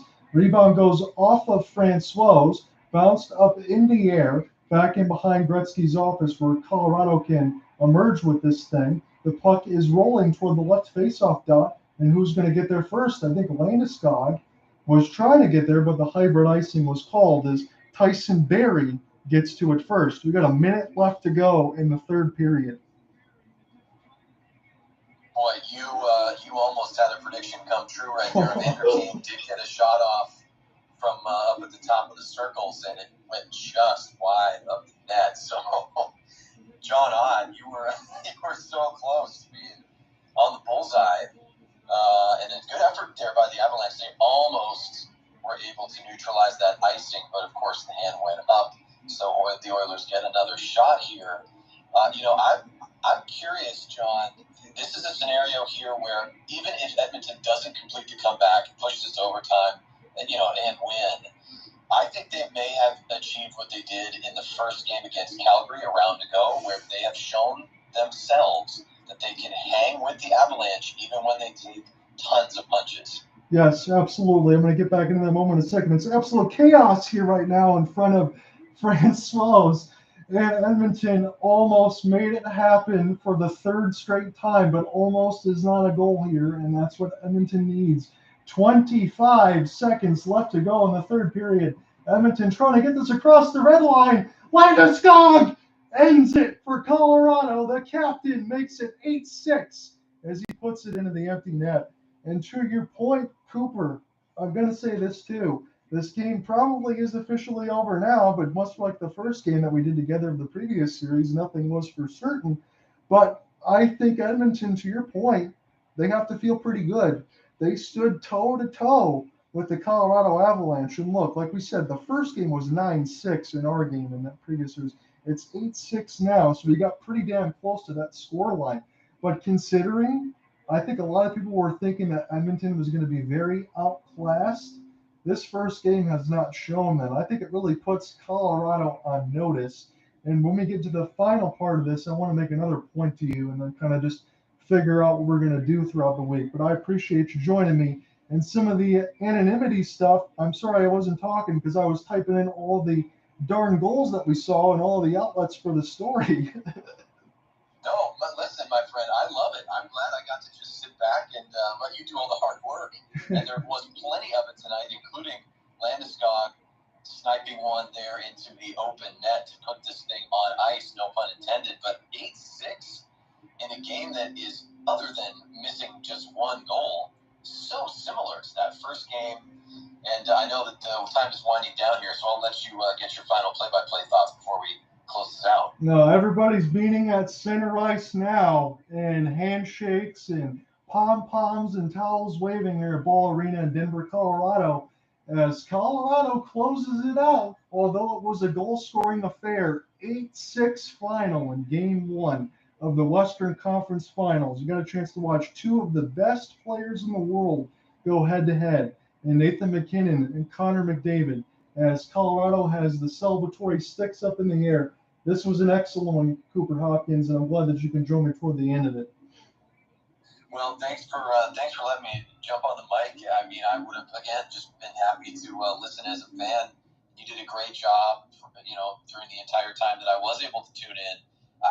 Listen, John, these are some of the themes that we talked about a round ago when we had the Battle of Alberta. Of course, for the Flames fans out there, things didn't go their way, but Edmonton, I believe, as I said a few minutes ago, and you agreed, I think Edmonton has done themselves a real service here.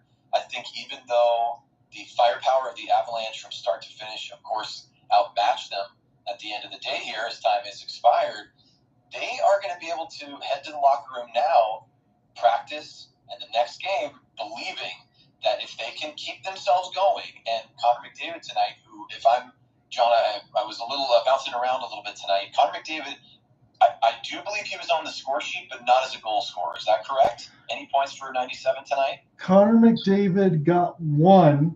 He got a goal and he got an assist set up by Leon Draisaitl in front of a one-timer. That was it. He's got 2 points. Okay, that's correct.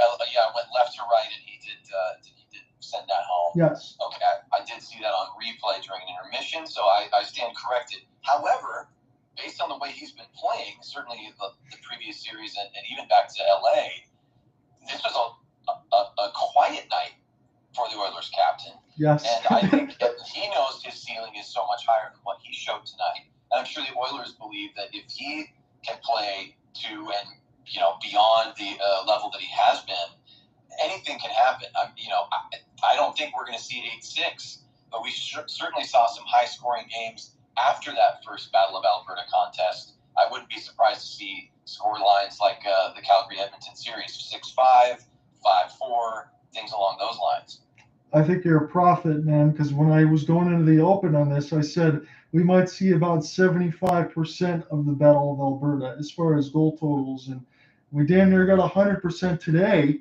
So that's kind of what I thought about it too. But the one particular I think that was scary for me, and again, I made this point to you in the regular season about those Chasma point totals that we went over, but all the secondary scoring that Edmonton has been able to get, whether it be Evander Kane or Zach Hyman or Derek Ryan, the list goes on and on, RNH, that has not gone away. So again, to your point, I think Mike Smith bounces back. I think the game ones have been something that's been difficult for him, but Edmonton's very, very much in this series. I thought maybe at least this would go 6 games. And after this is done, I still feel that way. This was an excellent game on both ends.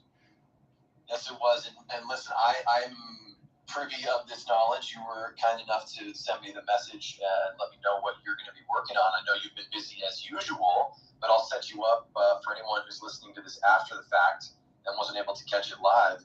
So where is the Hopeless Sports Guy going to be tomorrow, the next day? How's this week shaking out for you? So what it's going to be tomorrow will be another game 1 between the Rangers and the Tampa Bay Lightning. And then if we find some way during the week, Thursday or Wednesday, Thursday, whenever, then I'll do a hockey game. If not, we'll do the NBA Finals. But this weekend, Friday, Saturday, Sunday, I can't do much of anything. So I try to just get it all out of the way early. So I love it. And again, thank you for, I always appreciate you reaching out to me, and apologies for the let's say the less than prompt response. I just surprised you on your live broadcast. No, that's cool, man. So is everything going good for you though? Yeah, things are okay. Working on all sorts of stuff. We got, life is crazy, but good.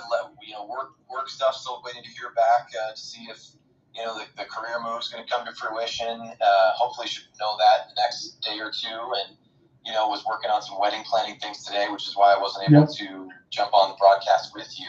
But I can confirm either tomorrow or Thursday, potentially both, but at least one of those days, I'd love to join you.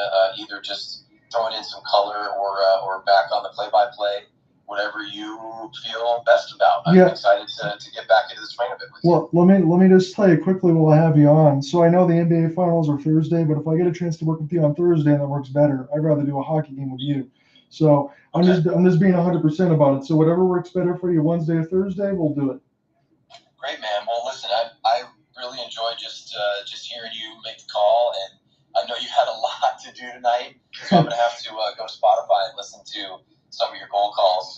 Basically, I can fast forward to any point in the game, and you will be calling a goal. That's the beauty of it, yes. 8-6, the final between Colorado and Edmonton. What a night. For those who tuned in, I'm sure they enjoyed it. I know I did. And yeah, we will talk soon and confirm one or both of those days and get it going. All right, appreciate it, man. I'm very happy with that. We'll talk to you soon. Okay, pal. Great job, and yeah, I'll talk to you shortly. All right, see you. All right. Cool. Yes, let's go. That's exactly what I wanted. We're going to have to work a game. Yay.